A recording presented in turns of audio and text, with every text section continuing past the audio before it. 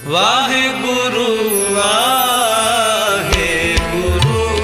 ਵਾਹਿਗੁਰੂ ਵਾਹਿਗੁਰੂ ਵਾਹਿਗੁਰੂ। ਸਲੋਕ ਮਹੱਲਾ ਚੌਥਾ। ਅੰਤਰ ਅਗਿਆਨ ਭਈ ਮਤ ਮਧਿਮ, ਸਤਿਗੁਰ ਕੀ ਪ੍ਰਤੀਤ ਨਾਹੀ। ਅੰਦਰ ਕਪਟ ਸਭ ਕਪਟੋ ਕਰ ਜਾਣੈ, ਕਪਟੇ ਖਪੇ ਖਪਾਹੀ। ਅੰਤਰ ਅਗਿਆਨ ਭਈ ਮਤ ਮਧਿਮ, ਸਤਿਗੁਰ ਕੀ ਪ੍ਰਤੀਤ ਨਾਹੀ। ਅੰਦਰ ਕਪਟ ਸਭ ਕਪਟੋ ਕਰ ਜਾਣੈ, ਕਪਟੇ ਖਪੇ ਖਪਾਹੀ।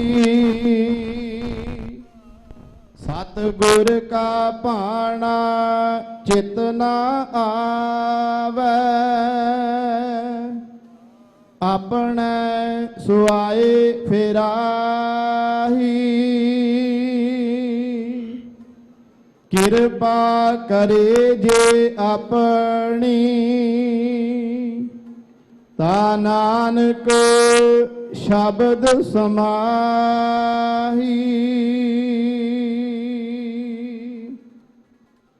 ਸਤਿਗੁਰ ਕਾ ਭਾਣਾ ਚਿਤ ਨ ਆਵੈ, ਆਪਣੇ ਸੁਆਏ ਫਿਰਾਹੀ। ਕਿਰਪਾ ਕਰੇ ਜੇ ਆਪਣੀ, ਤਾ ਨਾਨਕ ਸ਼ਬਦ ਸਮਾਹੀ। ਵਾਹਿਗੁਰੂ ਜੀ ਕਾ ਖਾਲਸਾ, ਵਾਹਿਗੁਰੂ ਜੀ ਕੀ ਫਤਿਹ। ਧੰਨ ਗਰੀਬ ਨਿਵਾਜ ਸਤਿਗੁਰੂ ਸਾਹਿਬ ਸ੍ਰੀ ਗੁਰੂ ਰਾਮਦਾਸ ਸੱਚੇ ਪਾਤਸ਼ਾਹ ਜੀ ਦੇ ਪਾਵਨ ਦਰਬਾਰ ਦੀਆਂ ਹਾਜ਼ਰੀਆਂ ਭਰਨ ਵਾਸਤੇ ਦੂਰੋਂ ਨੇੜਿਓਂ ਪਹੁੰਚੇ ਹੋਏ ਗੁਰੂ ਸਵਾਰਿਓ, ਆਪਾਂ ਸਾਰਿਆਂ ਨੂੰ ਸਤਿਗੁਰਾਂ ਦੇ ਉਸ ਮੁਕੱਦਸ ਪਵਿੱਤਰ ਸਥਾਨ ਤੇ ਬੈਠ ਕਰਕੇ ਆਪਣੇ ਸਮੇਂ ਅਤੇ ਸਵਾਸਾਂ ਨੂੰ ਸਫਲ ਕਰਨ ਦਾ ਸੁਭਾਗ ਮਿਲ ਰਿਹਾ ਹੈ। ਜਿਸ ਪਾਵਨ ਸਥਾਨ ਦੀ ਚਰਨ ਧੂੜ ਨੂੰ ਸਾਰੀ ਸ੍ਰਿਸ਼ਟੀ ਰੋਚਦੀ ਹੈ। ਭਗਤ ਜਨ, ਗੁਰਮੁਖ ਪਿਆਰੇ, ਸ਼ਰਧਾਲੂ ਪ੍ਰੇਮੀ ਜਿਹੜੇ ਹਨ, ਜੋ ਅਕਾਲ ਪੁਰਖ ਵਾਹਿਗੁਰੂ ਪਰਮਾਤਮਾ ਦੇ ਨਾਲ ਇਕਮਿਕ ਹੋਣਾ ਚਾਹੁੰਦੇ ਹਨ, ਉਹ ਇਸ ਪਾਵਨ ਪਵਿੱਤਰ ਸਥਾਨ ਦੀ ਚਰਨ ਧੂੜ ਲੋਚਦੇ ਹਨ। ਸਾਧ ਸੰਗਤ ਜੀ, ਧੰਨ ਸਤਿਗੁਰੂ ਸਾਹਿਬ ਸ੍ਰੀ ਗੁਰੂ ਰਾਮਦਾਸ ਸੱਚੇ ਪਾਤਸ਼ਾਹ ਜੀ ਨੇ ਕਿਰਪਾ ਕੀਤੀ। ਜਿਸ ਸਮੇਂ ਅੰਮ੍ਰਿਤ ਵੇਲੇ ਆਪ ਜੀ ਗੁਰਤਾ ਗੱਦੀ ਦੇ ਸਿੰਘਾਸਨ ਉੱਪਰ ਸੁਭਾਇਮਾਨ ਹੋਏ, ਜੋ ਉਸ ਸਮੇਂ ਸ੍ਰੀ ਮੁਖ ਵਾਕ ਬਖਸ਼ਿਸ਼ ਕੀਤੇ ਹਨ, ਸਾਰੀ ਸ੍ਰਿਸ਼ਟੀ ਨੂੰ ਉਪਦੇਸ਼ ਬਖਸ਼ਿਸ਼ ਕੀਤਾ ਹੈ। ਉਸ ਪਾਵਨ ਉਪਦੇਸ਼ ਨੂੰ ਆਪ ਜੀ ਨੇ ਸਤਿਗੁਰਾਂ ਦੇ ਸੇਵਕਾਂ ਦੇ ਪਾਸੋਂ ਸ਼ਲੋਕ ਰੂਪ ਦੇ ਵਿੱਚ ਸਰਵਣ ਕੀਤਾ ਹੈ। ਇਹ ਪਾਵਨ ਉਪਦੇਸ਼, ਇਸ ਦੀ ਉਥਾਨਕਾ ਗੁਰਮੁਖ ਪਿਆਰੇ ਇਸ ਤਰ੍ਹਾਂ ਦੱਸਦੇ ਹਨ। ਧੰਨ ਸਤਿਗੁਰੂ ਸਾਹਿਬ ਗੁਰੂ ਅੰਗਦ ਦੇਵ ਸੱਚੇ ਪਾਤਸ਼ਾਹ ਜੀ, ਜਿਨ੍ਹਾਂ ਦਾ ਨਿਜ਼ਮ ਸਾਧ ਸੰਗਤ ਜੀ ਇਕਾਂਤ ਵਿੱਚ ਬੈਠਣਾ ਹੈ। ਅੰਮ੍ਰਿਤ ਵੇਲੇ ਇਸ਼ਨਾਨ ਕਰਕੇ ਸਮਾਧੀ ਵਿੱਚ ਬੈਠ ਜਾਂਦੇ ਹਨ। ਜਿਸ ਤਰ੍ਹਾਂ ਹੁਣ ਧੰਨ ਸਾਹਿਬ ਗੁਰੂ ਗ੍ਰੰਥ ਸਾਹਿਬ ਜੀ ਮਹਾਰਾਜ ਆਪਣੇ ਪਾਵਨ ਨਿੱਜੀ ਅਸਥਾਨਾਂ ਤੋਂ, ਵਿਸ਼ਰਾਮ ਅਸਥਾਨਾਂ ਤੋਂ ਚੱਲ ਕੇ, ਕੋਠਾ ਸਾਹਿਬ ਜੀ ਵਾਲੇ ਅਸਥਾਨ ਤੋਂ ਚੱਲ ਕੇ ਆਪ ਜੀ ਸ੍ਰੀ ਦਰਬਾਰ ਸਾਹਿਬ ਜੀ ਦੇ ਵਿੱਚ, ਸ੍ਰੀ ਹਰਮੰਦਰ ਸਾਹਿਬ ਜੀ ਦੇ ਵਿੱਚ ਸਿੰਘਾਸਨ ਉੱਪਰ ਸੁਭਾਇਮਾਨ ਹੁੰਦੇ ਨਾ। ਆਸਾ ਕੀ ਵਾਰ ਦੇ ਭੋਗ ਪੈਣ ਦੇ ਵਿੱਚ ਵੀ ਥੋੜਾ ਸਮਾਂ ਹੁੰਦਾ ਹੈ ਤੇ ਦਿਨ ਦੇ ਚੜ੍ਹਾਅ ਵਿੱਚ ਵੀ। ਇਹ ਦਸਾਂ ਪਾਤਸ਼ਾਹੀਆਂ ਦੀ ਮਰਿਆਦਾ ਰਹੀ ਹੈ। ਇਹ ਕੋਈ ਹੁਣ ਨਹੀਂ ਹੈ ਕਿ ਆਪਾਂ ਕਹੀਏ ਕਿ ਆਮ ਨਗਰਾਂ ਦੇ ਵਿੱਚ, ਸ਼ਹਿਰਾਂ ਵਿੱਚ ਤਾਂ ਬਹੁਤ ਤੜਕੇ ਜੇ ਕੋਈ 3 ਵਜੇ ਗੁਰਮੁਖ ਪਿਆਰੇ ਨਿਤਨੇਮ ਆਰੰਭ ਕਰਦੇ ਹਨ ਤਾਂ ਉਹ ਧੰਨ ਸਾਹਿਬ ਗੁਰੂ ਗ੍ਰੰਥ ਸਾਹਿਬ ਜੀ ਮਹਾਰਾਜ ਜੀ ਨੂੰ ਬੇਨਤੀ ਕਰਦੇ ਨੇ ਤੇ ਸਤਿਗੁਰੂ ਜੀ ਆ ਕੇ ਪਹਿਲਾਂ ਸਿੰਘਾਸਨ ਤੇ ਸੁਭਾਇਮਾਨ ਹੁੰਦੇ ਹਨ। ਅਰਦਾਸ ਹੁੰਦੀ ਹੈ, ਫਿਰ ਸਿਰਮੁਖ ਵਾਕ ਲੈਂਦੇ ਨੇ, ਫਿਰ ਨਿਤਨੇਮ ਸ਼ੁਰੂ ਕਰਦੇ ਨੇ। ਪਰ ਦਸਾਂ ਪਾਤਸ਼ਾਹੀਆਂ ਦੇ ਸਮੇਂ ਤੇ ਹੀ ਇਹ ਮਰਿਆਦਾ ਸੀ। ਦਰਬਾਰ ਦੇ ਵਿੱਚ ਅੰਮ੍ਰਿਤ ਵੇਲੇ ਨਿਤਨੇਮ ਸ਼ੁਰੂ ਹੋ ਜਾਣਾ, ਉਸ ਤੋਂ ਬਾਅਦ ਆਸਾ ਕੀ ਵਾਰ ਦਾ ਕੀਰਤਨ ਹੋਣਾ। ਜਦੋਂ ਆਸਾ ਕੀ ਵਾਰ ਦੇ ਭੋਗ ਦਾ ਸਮਾਂ ਹੁੰਦਾ ਸੀ, ਸਤਿਗੁਰੂ ਜੀ ਉਸ ਸਮੇਂ ਹੀ ਆ ਕਰਕੇ ਸਿੰਘਾਸਨਾਂ ਤੇ ਸੁਭਾਇਮਾਨ ਹੋਇਆ ਕਰਦੇ ਸੀ। ਇਸ ਦੀਆਂ ਇਤਿਹਾਸ ਵਿੱਚ ਬਹੁਤ ਗਵਾਹੀਆਂ ਹਨ। ਆਪਣੇ ਪਾਸ ਇੱਥੇ ਇੰਨਾ ਸਮਾਂ ਨਹੀਂ ਹੁੰਦਾ ਕਿ ਉਹਨਾਂ ਸਾਰਿਆਂ ਨੂੰ ਮੈਂ ਆਪ ਜੀ ਦੇ ਚਰਨਾਂ ਵਿੱਚ ਬੇਨਤੀਆਂ ਕਰ ਸਕਾਂ। ਸਤਿਗੁਰੂ ਸਾਹਿਬ ਗੁਰੂ ਗੋਬਿੰਦ ਸਿੰਘ ਜੀ ਮਹਾਰਾਜ ਜੀ ਦੇ ਸਮੇਂ ਦੀ ਇੱਕ ਘਟਨਾ ਛੋਟੀ ਜੀ ਮੈਂ ਆਪ ਜੀ ਨੂੰ ਬੇਨਤੀ ਕਰਦਾ ਹਾਂ। ਨਿਤਨੇਮੀ ਸਿੰਘ ਥੋੜਾ ਜਿਹਾ ਲੇਟ ਹੋ ਗਿਆ। ਸੁਖਮਨੀ ਸਾਹਿਬ ਜੀ ਦੀ ਅਖੀਰਲੀ ਅਸ਼ਟਪਦੀ ਦੀਆਂ ਕੁਝ ਪੌੜੀਆਂ ਰਹਿੰਦੀਆਂ ਹੈ। ਰਾਗੀ ਸਿੰਘ ਆਏ ਤੇ ਉਹਨਾਂ ਨੇ ਆਪਣੇ ਸਾਜ਼ ਸ਼ੁਰੂ ਕਰ ਦਿੱਤੇ ਵਜਾਉਣੇ। ਉਹ ਸਿੱਖ ਨੇ ਕੁਝ ਮਨ ਵਿੱਚ ਰੋਸ ਕਰਦੇ ਹੋਏ ਵਿੱਚੇ ਹੀ ਪਾਠ ਰੋਕ ਕੇ ਬੇਨਤੀ ਕੀਤੀ ਕਿ ਬਸ 1-2 ਮਿੰਟ ਹੋਰ ਮੈਂ ਭੋਗ ਪਾ ਦੇਣਾ। ਉਹ ਕਹਿਣ ਲੱਗੇ ਨਹੀਂ ਭਾਈ, ਸਾਡਾ ਸਮਾਂ ਹੋ ਗਿਆ ਹੈ। ਉਹਨਾਂ ਕੀਰਤਨ ਆਰੰਭ ਸ਼ਬਦ ਕਰ ਦਿੱਤੇ ਤੇ ਉਹ ਸਿੰਘ ਕਹਿੰਦਾ ਕਿ ਮੈਂ ਕੋਈ ਨਹੀਂ, ਜਦੋਂ ਸਤਿਗੁਰੂ ਜੀ ਦਰਬਾਰ ਚ ਆਉਣਗੇ ਤੁਹਾਡੀ ਸ਼ਿਕਾਇਤ ਲਾਵਾਂਗਾ। ਕੀਰਤਨੀਏ ਸਿੰਘ ਕੀਰਤਨ ਕਰਨ ਲੱਗ ਪਏ ਹਨ। ਉਹਨੇ ਚਲੋ ਗੁਪਤ ਬਾਣੀ ਪੜ੍ਹ ਕੇ ਪਾ ਦਿੱਤਾ। ਜਿਸ ਸਮੇਂ ਕਲਗੀਧਰ ਪਾਤਸ਼ਾਹ ਜੀ ਦਰਬਾਰ ਵਿੱਚ ਆਏ ਤੇ ਉਹਨੇ ਬੇਨਤੀ ਕੀਤੀ, ਮਹਾਰਾਜ ਸਾਹਿਬ ਜੀ ਹੱਸ ਕੇ ਕਹਿੰਦੇ ਭਾਈ ਰਾਗੀ ਸਿੰਘਾਂ ਦੀ ਕੋਈ ਗਲਤੀ ਨਹੀਂ, ਇਹ ਤੇ ਆਪਣੇ ਸਮੇਂ ਨਾਲ ਸ਼ੁਰੂ ਹੋਏ, ਗਲਤੀ ਤੇਰੀ ਹੈ। ਤੇਰਾ ਇਸ ਤਰ੍ਹਾਂ ਹੀ ਜਿਵੇਂ ਕੋਈ ਭੋਜਨ ਛਕਾ ਰਿਹਾ ਹੋਵੇ ਤੇ ਕੀਰਤਨ ਦਾ ਮਹਾਤਮ, ਕੀਰਤਨ ਦੀਆਂ ਬਖਸ਼ਾਂ ਇਸ ਤਰ੍ਹਾਂ ਜਿਵੇਂ ਕੋਈ ਛੋਲੇ ਪੂੜੀਆਂ ਛਕਾਉਂਦਾ ਹੋਵੇ। ਤੂੰ ਤਾਂ ਇਸ ਤਰ੍ਹਾਂ ਜਿਵੇਂ ਚਬੀਣਾ ਚਬਾਈਦਾ, ਤੇ ਕੀਰਤਨ ਦਾ ਮਹਾਤਮ ਇਸ ਤਰ੍ਹਾਂ ਹੈ ਜਿਵੇਂ ਕੋਈ ਛੋਲੇ ਪੂੜੀਆਂ ਛਕਾਵੇ। ਤੇ ਫਿਰ ਹੱਥ ਜੋੜ ਕੇ ਬੇਨਤੀ ਕੀਤੀ, ਮਹਾਰਾਜ ਜੀ ਫਿਰ ਜੇ ਕਿਰਪਾ ਕੀਤੀ ਹੈ ਫਿਰ ਕਥਾ ਦਾ ਮਹਾਤਮ ਵੀ ਦੱਸੋ।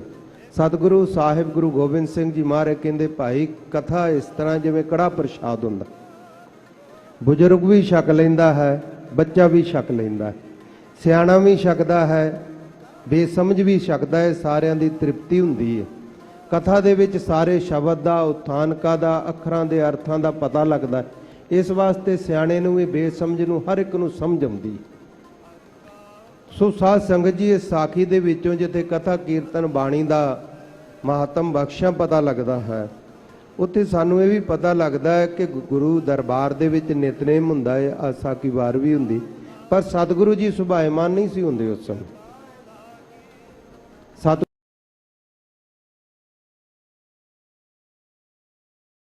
ਬਚਨ ਚੱਲਿਆ ਸੀ, ਧੰਨ ਗੁਰੂ ਅੰਗਦ ਦੇਵ ਜੀ ਮਹਾਰਾਜ ਜੀ ਇਕਾਂਤ ਵਿੱਚ ਬੈਠੇ ਸਮਾਧੀ ਲਾ ਕੇ, ਤੇ ਜਿਸ ਸਮੇਂ ਸਮਾਂ ਹੁੰਦਾ ਦਰਬਾਰ ਦਾ ਆਪ ਜੀ ਚਾਲੇ ਪਾਉਂਦੇ ਆ ਤੇ ਸਾਧ ਸੰਗਤ ਜੀ ਜਿਹੜੇ ਮੰਜਿਆਂ ਤੇ ਪਏ ਹੋਏ ਵੀ ਮਰੀਜ਼ ਆਉਂਦੇ ਆ, ਜਿਨ੍ਹਾਂ ਤੇ ਕਿਰਪਾ ਦ੍ਰਿਸ਼ਟੀ ਪਾ ਦਿੰਦੇ ਆ, ਉੱਠ ਕੇ ਘਰਾਂ ਨੂੰ ਜਾਂਦੇ ਆ। ਗੱਜ ਕੇ ਬੁਲਾਓ ਸਤਨਾਮ ਸ੍ਰੀ ਵਾਹਿਗੁਰੂ। ਆਪ ਜੀ ਬਚਨ ਬਹੁਤ ਘੱਟ ਕਰਦੇ ਹੁੰਦੇ ਸੀ। ਮਾਇਆ ਵਿਹਾਰ ਲੰਗਰਾਂ ਦੇ ਵਿੱਚ ਘਾਟਾ ਪੈ ਰਿਹਾ ਜਾਂ ਕੀ ਹੋ ਰਿਹਾ, ਐਸੀ ਚਰਚਾ ਕੋਈ ਨਹੀਂ ਸੀ ਕਰ ਸਕਦਾ। ਤੇ ਜੇ ਕੋਈ ਰੋਗੀ ਸੋਗੀ ਭੋਗੀ ਕਿਸੇ ਤਰ੍ਹਾਂ ਦਾ ਕੋਈ ਹੁੰਦਾ ਸੀ ਤੇ ਉਹ ਜਿੱਤੇ ਕਿਰਪਾ ਦ੍ਰਿਸ਼ਟੀ ਹੋ ਜਾਂਦੀ, ਉਹ ਠੀਕ ਹੋ ਕੇ ਘਰਾਂ ਨੂੰ ਚਲੇ ਜਾਂਦੇ ਸੀ, ਫਿਰ ਬੋਲਣ ਦੀ ਕੀ ਲੋੜ ਉੱਥੇ। ਇਸ ਤਰ੍ਹਾਂ ਆਪ ਜੀ ਨੇ ਗੁਰੂ ਦਰਬਾਰ ਦੀ ਮਰਿਆਦਾ ਰੱਖੀ ਹੈ। ਅੰਮ੍ਰਿਤ ਵੇਲੇ ਦੀ ਦੁਪਹਿਰ ਦੇ ਸਮੇਂ ਬੱਚਿਆਂ ਨੂੰ ਪੜ੍ਹਾਉਂਦੇ ਆ, ਬੱਚਿਆਂ ਦੀਆਂ ਕੁਸ਼ਤੀਆਂ ਕਰਾਉਂਦੇ ਆ, ਘੋਲ ਕਰਾਉਂਦੇ ਆ। ਵੇਖੋ ਸਾਧ ਸੰਗਤ ਜੀ, ਇੱਕ ਮੈਂ ਬੇਨਤੀ ਕਰ ਦਵਾਂ, ਅੱਜ ਸਾਡਾ ਦੁਖਾਂਤ ਹੈ, ਸਾਰਿਆਂ ਨੇ ਅੰਗਰੇਜ਼ੀ ਤੇ ਬਾਹਰ ਨੂੰ ਮੂੰਹ ਚੁੱਕਿਆ। ਇਹ ਉਸ ਸਮੇਂ ਦੀ ਮੈਂ ਬੇਨਤੀ ਕਰਨ ਲੱਗਾ ਜਦੋਂ ਪੂਰੀ ਦੁਨੀਆ ਦੇ ਵਿੱਚ ਕੇਵਲ ਅਰਬੀ ਚੱਲਦੀ ਸੀ। ਅਲਫ ਬੇ ਤੇ ਸੇ ਇਹ ਅੱਖਰ ਚੱਲਦੇ, ਜਿਹਨੂੰ ਆਪਾਂ ਅਰਬੀ ਦੇ ਕਹਿ ਲਈਏ, ਫਾਰਸੀ ਦੇ ਕਹਿ ਲਈਏ, ਭਾਵੇਂ ਉਰਦੂ ਦੇ ਕਹਿ ਲਈਏ, ਲਿਪੀ ਸਾਰਿਆਂ ਦੀ ਇੱਕੋ ਹੀ ਹੈ। ਉਹਨਾਂ ਦਿਨਾਂ ਵਿੱਚ ਪੂਰੀ ਦੁਨੀਆ ਦੇ ਉੱਤੇ ਇਹ ਵਿਦਿਆ ਚੱਲਦੀ ਸੀ। ਉਦੋਂ ਕੋਈ ਕਹਿ ਨਹੀਂ ਸੀ ਸਕਦਾ ਕਿ ਇਹ ਗੁਰਮੁਖੀ ਵਿਦਿਆ ਦੀ ਲੋੜ ਹੈ, ਪਰ ਸਤਿਗੁਰਾਂ ਨੇ ਬਖਸ਼ਾਂ ਕਰਕੇ ਖਡੂਰ ਸਾਹਿਬ ਜੀ ਦੇ ਵਿੱਚ ਬੱਚਿਆਂ ਨੂੰ ਪੜ੍ਹਾਇਆ। ਧੰਨ ਗੁਰੂ ਨਾਨਕ ਦੇਵ ਜੀ ਮਹਾਰਾਜ ਜੀ ਨੇ ਪੂਰੀ ਦੁਨੀਆ ਦੇ ਵਿੱਚ ਰਟਨ ਕੀਤਾ। ਹਰ ਤਰ੍ਹਾਂ ਦੀ ਭਾਸ਼ਾ ਆਪ ਬੋਲੀ, ਹਰ ਇੱਕ ਬੋਲੀ ਵਿੱਚ ਆਪ ਜੀ ਨੇ ਸਮਝਾਇਆ, ਕਿਰਪਾ ਕੀਤੀ। ਜਿਹੜੇ ਵੀਰ ਕਹਿ ਦਿੰਦੇ ਨਾ ਸਤਿਗੁਰਾਂ ਨੇ ਕਰਾਮਾਤ ਨਹੀਂ ਦਿਖਾਈ, ਗੁਰਮੁਖੋ ਪੈਰ ਪੈਰ ਤੇ ਕਰਾਮਾਤ ਦਿਖਾਈ ਹੈ। ਪੰਜਾਬ ਤੋਂ ਬਾਹਰ ਆ ਬਿਆਸ ਨੂੰ ਪਾਰ ਕਰੀਏ, ਦੁਆਬੇ ਦੀ ਬੋਲੀ ਬਦਲ ਜਾਂਦੀ ਹੈ। ਸਤਲੁਜ ਪਾਰ ਹੋ ਜਾਈਏ, ਮਾਲਵੇ ਦੇ ਅੱਖਰ ਬਦਲ ਜਾਂਦੇ। ਹੁਣ ਤਾਂ ਸਕੂਲਾਂ ਦੀ ਪੜ੍ਹਾਈ ਕਰਕੇ ਤੇ ਟੈਲੀਵਿਜ਼ਨ ਕਰਕੇ ਬਹੁਤ ਫਰਕ ਪੈ ਗਿਆ, ਨਹੀਂ ਤਾਂ ਅੱਜ ਵੀ ਬਹੁਤ ਸਾਰੇ ਅੱਖਰਾਂ ਦਾ ਫਰਕ ਹੈ ਬਹੁਤ। ਹਰਿਆਣੇ ਵਿੱਚ ਚਲੇ ਜਾਓ, ਉਧਰ ਹੋਰ ਬੋਲੀ ਹੈ। ਅਗਾਂਹ ਦੇ ਅਗਾਂਹ ਤੁਰੇ ਜਾਓ, ਪੈਰ ਪੈਰ ਤੇ ਬੋਲੀਆਂ ਬਦਲਦੀਆਂ ਸੀ। ਮੇਰੇ ਧੰਨ ਸਾਹਿਬ ਗੁਰੂ ਨਾਨਕ ਦੇਵ ਜੀ ਨਿਰੰਕਾਰ ਨੇ ਫਿਰ ਕਿਸ ਤਰ੍ਹਾਂ ਸਮਝਾਇਆ ਸ੍ਰਿਸ਼ਟੀ ਨੂੰ। ਉਹ ਤਾਂ ਸਾਰੇ ਥਾਵਾਂ ਤੇ ਬੋਲੀ ਬੋਲ ਕੇ ਉਹਨਾਂ ਨੇ ਸਮਝਾਇਆ, ਕਿਰਪਾ ਕੀਤੀ ਹੈ। ਪਰ ਅਖੀਰ ਦੇ ਵਿੱਚ ਜਿਹੜੀ ਮੈਂ ਬੇਨਤੀ ਕਰਨਾ ਚਾਹੁੰਦਾ, ਜੇ ਉਹਨਾਂ ਨੇ ਆਪਣੀ ਪਾਵਨ ਬਖਸ਼ਾਂ ਮੇਰਾ ਬ੍ਰਹਮ ਵਿਦਿਆ, ਬ੍ਰਹਮ ਗੁਰਬਾਣੀ, ਪਰਮਾਤਮਾ ਦਾ ਰੂਪ, ਵਾਹੋ ਵਾਹੋ ਬਾਣੀ ਨਿਰੰਕਾਰ ਹੈ ਜਿਸ ਜੇਵੜਾ ਵਰਨਾ ਕੋਏ, ਜੇ ਲਿਖਵਾਈ ਤੇ ਆਪ ਲਿਪੀ ਉਚਾਰ ਕੇ ਲਿਖਵਾਈ, ਕਿਰਪਾ ਕੀਤੀ। ਗੁਰਮੁਖੀ ਅੱਖਰ ਜਿਸ ਨੂੰ ਆਪਾਂ ਕਹਿੰਦੇ ਆ, ਸਾਰੇ ਪਿਆਰ ਨਾਲ ਗੱਜ ਕੇ ਬੁਲਾਓ, ਸਤਨਾਮ ਸ੍ਰੀ ਵਾਹਿਗੁਰੂ। ਕਿਸੇ ਵੀ ਕੌਮ ਨੂੰ ਤਿੰਨ ਚਾਰ ਚੀਜ਼ਾਂ ਬਹੁਤ ਜ਼ਰੂਰੀ ਚਾਹੀਦੀਆਂ। ਇੱਕ, ਉਹਨਾਂ ਨੂੰ ਲਿਪੀ ਚਾਹੀਦੀ ਹੈ। ਉਹਨਾਂ ਦੀ ਬੋਲੀ ਤਾਂ ਵੱਖਰੀ ਹਰ ਇੱਕ ਦੀ ਹੁੰਦੀ ਹੈ, ਪਰ ਕੌਮੀਅਤ ਵਾਸਤੇ, ਦੇਸ਼ ਵਾਸਤੇ ਇੱਕ ਬੋਲੀ ਚਾਹੀਦੀ ਹੈ। ਇੱਕ ਲਿਪੀ ਵੀ ਚਾਹੀਦੀ ਹੈ, ਲਿਖਣ ਸ਼ੈਲੀ। ਅੱਜ ਪੂਰੀ ਦੁਨੀਆ ਦੇ ਵਿੱਚ ਜੇ ਮੈਂ ਜ਼ਿਆਦਾ ਨਾ ਕਵਾਂ ਤੇ 75% ਦੁਨੀਆ ਜਿਹੜੀ ਹੈ ਉਹ ਅੰਗਰੇਜ਼ੀ ਅੱਖਰਾਂ ਨੂੰ ਵਰਤਦੀ, ਜਦ ਕਿ ਰੋਮਨ ਅੱਖਰ ਨੇ, ਰੋਮਨ ਇਟਲੀ ਦੇ। ਧੰਨ ਗੁਰੂ ਨਾਨਕ ਦੇਵ ਜੀ ਨਿਰੰਕਾਰ ਨੇ ਕਿਰਪਾ ਕੀਤੀ, ਬਚਪਨ ਵਿੱਚ ਹੀ ਆਪਣੇ ਉਸਤਾਦ ਗੋਪਾਲ ਚੰਦ ਪਾਂਧਾ ਜੀ ਨੂੰ ਆਸਾ ਮਹੱਲਾ ਪਹਿਲਾ ਪੱਟੀ ਲਿਖੀ, ਸੱਸੈ ਸੋਏ ਸ੍ਰਿਸ਼ਟ ਜਨ ਸਾਜੀ। ਇਹਦੇ ਵਿੱਚ 35 ਅੱਖਰ ਹੈ। ਧੰਨ ਗੁਰੂ ਗ੍ਰੰਥ ਸਾਹਿਬ ਜੀ ਮਹਾਰਾਜ ਜੀ ਦੀ ਬਾਣੀ ਪੜ੍ਹ ਲਈ, ਭਾਈ ਸਾਹਿਬ ਭਾਈ ਗੁਰਦਾਸ ਜੀ ਦੀ ਬਾਣੀ ਪੜ੍ਹ ਲਈ। ਮੈਂ ਦਾਅਵੇ ਨਾਲ ਇਹ ਬੇਨਤੀ ਕਰਦਾ ਹਾਂ ਆਪ ਜੀ ਨੂੰ, 35 ਅੱਖਰਾਂ ਤੋਂ ਵੱਧ ਨਹੀਂ ਲੋੜ ਹੈਗੀ। ਜਿਹੜੇ ਬਿੰਦੀਆਂ ਲਾ ਕੇ ਬੜਾਈ ਫਿਰਦੇ ਆ, ਉਹ ਅੱਜ ਦੀ ਵਿਦਿਆ ਵਾਸਤੇ ਲੋੜ ਹੋਏਗੀ, ਪਰ ਗੁਰੂ ਗ੍ਰੰਥ ਸਾਹਿਬ ਜੀ ਦੀ ਬਾਣੀ ਪੜ੍ਹਨ ਲਈ ਕੋਈ ਲੋੜ ਨਹੀਂ ਹੈਗੀ ਇਹਨਾਂ ਅੱਖਰਾਂ ਦੀ। 35 ਅੱਖਰਾਂ ਦੀ ਲੋੜ ਹੈ, ਉਹ ਸਤਿਗੁਰਾਂ ਨੇ ਪੂਰੀ ਕੀਤੀ ਹੈ। ਪੂਰੇ ਕਾ ਕੀਆ ਸਭ ਕਿਛ ਪੂਰਾ। ਨਹੀਂ ਤੇ ਸਵਾਲ ਉੱਠਣਗੇ ਕਿ ਸਤਿਗੁਰਾਂ ਦੀ ਲਿਪੀ ਬਖਸ਼ਿਸ਼ ਕੀਤੀ ਹੋਈ, ਸਤਿਗੁਰਾਂ ਦੀ ਬਾਣੀ ਅਧੂਰੀ ਹੈ ਕਿ ਅਸੀਂ ਹੋਰ ਅੱਖਰ ਬਣਾ ਰਹੇ। ਠੀਕ ਹੈ, ਸਮੇਂ ਅਨੁਸਾਰ ਅੱਖਰ ਬਦਲਦੇ ਆ, ਭਾਸ਼ਾਵਾਂ ਬਦਲਦੀਆਂ, ਇਹ ਗੱਲ ਵੱਖਰੀ ਹੈ। ਸਤਿਗੁਰਾਂ ਨੇ ਸਾਡੇ ਤੇ ਕਿਰਪਾ ਕੀਤੀ ਹੈ, ਜਿੱਥੇ ਸਾਡੀ ਬੋਲੀ ਵੱਖਰੀ ਉੱਥੇ ਸਾਨੂੰ ਲਿਪੀ ਵੀ ਵੱਖਰੀ ਬਖਸ਼ੀ। ਧੰਨ ਗੁਰੂ ਨਾਨਕ ਦੇਵ ਜੀ ਮਹਾਰਾਜ ਨੇ, ਗੁਰੂ ਅੰਗਦ ਦੇਵ ਜੀ ਨੇ ਪੜ੍ਹਾਈ। ਸਾਨੂੰ ਪਹਿਰਾਵਾ ਵੱਖਰਾ ਬਖਸ਼ਿਆ, ਸੱਭਿਆਚਾਰ ਸਾਡਾ ਵੱਖਰਾ ਬਖਸ਼ਿਆ, ਸਾਡੀਆਂ ਰਹੁ ਰੀਤਾਂ, ਸਤਿਗੁਰਾਂ ਦੀ ਬਖਸ਼ੀ ਹੋਈ ਮਰਿਆਦਾ ਸਭ ਅਡਰੀ ਬਖਸ਼ੀ ਹੈ। ਰਹਿਣੀ ਰਹਿ ਸੋਈ ਸਿੱਖ ਮੇਰਾ, ਉਹ ਸਾਹਿਬ ਮੈਂ ਉਸਕਾ ਚੇਰਾ। ਰਹਿਤ ਬਿਨਾ ਨਹਿ ਸਿੱਖ ਕਹਾਵੈ, ਰਹਿਤ ਬਿਨਾ ਦਰ ਚੋਟਾਂ ਖਾਵੇ। ਅੱਜ ਅਸੀਂ ਚੋਟਾਂ ਕਿਉਂ ਖਾ ਰਹੇ? ਰਹਿਤ ਨਹੀਂ ਰੱਖਦੇ, ਰਹਿਤ ਨਹੀਂ ਰੱਖਣਾ ਚਾਹੁੰਦੇ, ਮਰਿਆਦਾ ਨੂੰ ਨਹੀਂ ਮੰਨਣਾ ਚਾਹੁੰਦੇ। ਗੁਰਮੁਖ ਜੇ ਭਾਂਡਾ ਨਹੀਂ ਹੋਏਗਾ ਤਾਂ ਦੁੱਧ ਕਿੱਦਾਂ ਪਵੇਗਾ? ਦੁੱਧ ਪਾਉਣ ਵਾਸਤੇ ਵਿੱਚ ਭਾਂਡਾ ਚਾਹੀਦਾ ਹੈ। ਘਿਓ ਪਵਾਉਣਾ ਹੈ ਕਿਸੇ ਚੀਜ਼ ਵਿੱਚ ਤਾਂ ਭਾਂਡਾ ਚਾਹੀਦਾ, ਬੁੱਕ ਵਿੱਚੋਂ ਤਾਂ ਚੋ ਜਾਏਗਾ। ਮਰਿਆਦਾ ਬਰਤਨ ਹੈ, ਜੇ ਗੁਰੂ ਦੀ ਬਾਣੀ ਦਾ ਅੰਮ੍ਰਿਤ, ਗੁਰੂ ਦੀਆਂ ਬਖਸ਼ਾਂ ਹਿਰਦੇ 'ਚ ਪਾਉਣੀਆਂ ਤੇ ਮਰਿਆਦਾ ਰੂਪੀ ਭਾਂਡਾ ਵੀ ਚਾਹੀਦਾ, ਫਿਰ ਪਵਿੱਤਰਤਾ ਨਾਲ ਚਾਹੀਦਾ। ਇਹਦੇ ਵਿੱਚ ਆਪਣੀਆਂ ਦਖਲਅੰਦਾਜ਼ੀਆਂ ਤੇ ਮਨਮਰਜ਼ੀਆਂ ਨਹੀਂ ਚਾਹੀਦੀਆਂ। ਗੁਰ ਕਹਿਆ ਸਾਕਾਰ ਕਮਾਵੋ, ਗੁਰੂ ਕੀ ਕਰਨੀ ਕਾਹੇ ਧਾਵੋ। ਧੰਨ ਸਾਹਿਬ ਗੁਰੂ ਅੰਗਦ ਦੇਵ ਜੀ ਬਖਸ਼ਾਂ ਕਰ ਰਹੇ ਨੇ, ਉਹਨਾਂ ਦੇ ਚਰਨ ਸ਼ਰਨ ਧੰਨ ਸਾਹਿਬ ਗੁਰੂ ਅਮਰਦਾਸ ਜੀ ਮਹਾਰਾਜ ਆਏ ਨੇ, ਜਿਹੜੇ ਸਤਿਗੁਰੂ ਨੇ ਇਹਨਾਂ ਨੇ ਸੇਵਾਵਾਂ ਕੀਤੀਆਂ। ਜਿਵੇਂ ਬਲੈਕ ਬੋਰਡ ਦੇ ਉੱਤੇ ਟੀਚਰ ਲਿਖਦਾ ਹੈ, ਉਹ ਸਕੂਲ ਵਿੱਚ ਪੜ੍ਹਾਉਣ ਆਉਣ ਤੋਂ ਪਹਿਲਾਂ ਹੀ ਟੀਚਰ ਪਦਵੀ ਤੇ ਬਹਿ ਕੇ ਆਇਆ। ਇਸੇ ਤਰ੍ਹਾਂ ਜਿੰਨੇ ਗੁਰੂ ਸਾਹਿਬਾਨ ਨੇ ਉਹਨਾਂ ਸੇਵਾਵਾਂ ਜ਼ਰੂਰ ਕੀਤੀਆਂ, ਪਰ ਸਾਨੂੰ ਸਿਖਾਉਣ ਵਾਸਤੇ, ਇਸ ਵਾਸਤੇ ਨਹੀਂ ਕਿ ਉਹਨਾਂ ਸੇਵਾ ਕੀਤੀ ਤੇ ਤਾਂ ਗੁਰੂ ਪਦਵੀ ਮਿਲੀ ਹੈ। ਨਹੀਂ, ਗੁਰਮੁਖੋ ਧੁਰੋਂ ਦਰਗਾਹੋਂ ਤੋਂ ਹੀ ਗੁਰੂ ਬਣ ਕੇ ਆਏ। ਉਹ ਗੁਰੂ ਸਾਹਿਬ ਸਨ, ਉਹਨਾਂ ਸਾਨੂੰ ਸਿੱਖਿਆ ਦਿੱਤੀ ਹੈ, ਪੂਰਨੇ ਪਾਏ ਹੈ, ਆਪ ਕਿਰਪਾ ਕੀਤੀ ਹੈ। ਮੈਂ ਵਿਸਥਾਰ ਵਿੱਚ ਨਾ ਜਾਵਾਂ। ਧੰਨ ਸਾਹਿਬ ਗੁਰੂ ਅਮਰਦਾਸ ਜੀ ਮਹਾਰਾਜ, ਆਪ ਜੀ ਸਾਰੇ ਜਾਣਦੇ ਹੋ, ਆਪ ਜੀ ਨੇ ਸੇਵਾ ਕਰਕੇ ਜਾਚ ਸਾਨੂੰ ਦੱਸੀ ਹੈ। ਤਾਂ ਧੰਨ ਸਾਹਿਬ ਗੁਰੂ ਅੰਗਦ ਦੇਵ ਜੀ ਮਹਾਰਾਜ ਜੀ ਇੱਕ ਦਿਨ ਕਹਿਣ ਲੱਗੇ, ਇੱਕ ਗੋਂਦਾ ਨਾਮ ਦਾ ਖੱਤਰੀ, ਗੋਇੰਦਾ ਵੀ ਨਾਮ ਆਉਂਦਾ ਤੇ ਗੋਂਦਾ ਵੀ ਆਉਂਦਾ, ਉਹਨੇ ਬੇਨਤੀ ਕੀਤੀ, ਮਹਾਰਾਜ ਮੈਂ ਝੂਠੀ ਧਰਮ ਦੀ ਸਹੁੰ ਖਾਧੀ ਤੇ ਮੇਰਾ ਮਕਾਨ ਨਹੀਂ ਬਣਦਾ, ਦਿਨੇ ਬਣਾਉਂਦੇ ਆ ਰਾਤ ਨੂੰ ਢਾ ਦਿੰਦੇ ਆ, ਪ੍ਰੇਤ ਰੂਹਾਂ, ਅਵਗਤ ਰੂਹਾਂ। ਤੇ ਗੁਰਮੁਖੋ ਇਸ ਸਾਖੀ ਤੋਂ ਸਿੱਖਿਆ ਲੈਣੀ ਹੈ, ਜਿਹੜੇ ਬੰਦੇ ਝੂਠੀਆਂ ਸਹੁੰਆਂ ਖਾਂਦੇ ਉਹਨਾਂ ਤੇ ਭਰੋਸਾ ਨਹੀਂ ਕਰਨਾ। ਆਪ ਵੀ ਕਦੀ ਸਹੁੰ ਨਹੀਂ ਖਾਣੀ ਧਰਮ ਦੀ, ਕੋਈ ਇਤਬਾਰ ਕਰੇ ਨਾ ਕਰੇ, ਗੁਰੂ ਗੋਬਿੰਦ ਸਿੰਘ ਜੀ ਦਾ ਹੁਕਮ ਹੈ, ਜਿਹੜਾ ਵੀ ਸਹੁੰ ਖਾਂਦਾ ਹੈ, ਇਤਿਹਾਸ ਚੁੱਕ ਕੇ ਵੇਖ ਲਓ, ਆਪਣੇ ਵਿੱਚ ਪ੍ਰਚਲਿਤ ਕਰ ਦਿੱਤਾ ਕਿ ਮੁਸਲਮਾਨ ਸਹੁੰ ਖਾਂਦਾ ਨਹੀਂ। ਜਿਹੜਾ ਮਰਜ਼ੀ ਇਤਿਹਾਸ ਵੇਖ ਲਓ, ਮਹਾਰਾਜ ਨੇ ਕਿਹਾ ਜਿਹੜਾ ਵੀ ਸਹੁੰ ਖਾਂਦਾ ਹੈ ਉੱਤੇ ਇਤਬਾਰ ਨਹੀਂ ਕਰਨਾ, ਤੇ ਸਹੁੰ ਖਾਣ ਵਾਲੇ ਦਾ ਨਹੀਂ ਬਣਦਾ ਕੁਝ।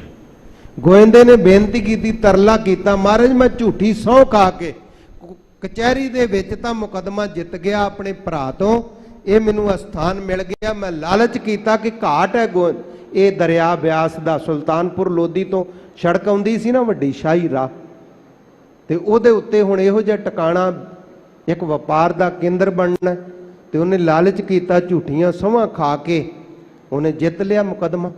ਦੂਜਾ ਧਰਮੀ ਸੀ, ਉਹ ਕਹਿੰਦਾ ਕਾਹਦੇ ਵਾਸਤੇ ਜ਼ਮੀਨ ਦੇ ਟੁਕੜੇ ਲਈ ਰਹਿਣ ਦੇ, ਕੋਈ ਗੱਲ ਹੀ ਨਹੀਂ, ਪਰ ਉਹ ਵੱਸਦਾ ਨਹੀਂ, ਫਿਰ ਤਰਲਾ ਲਿਆ।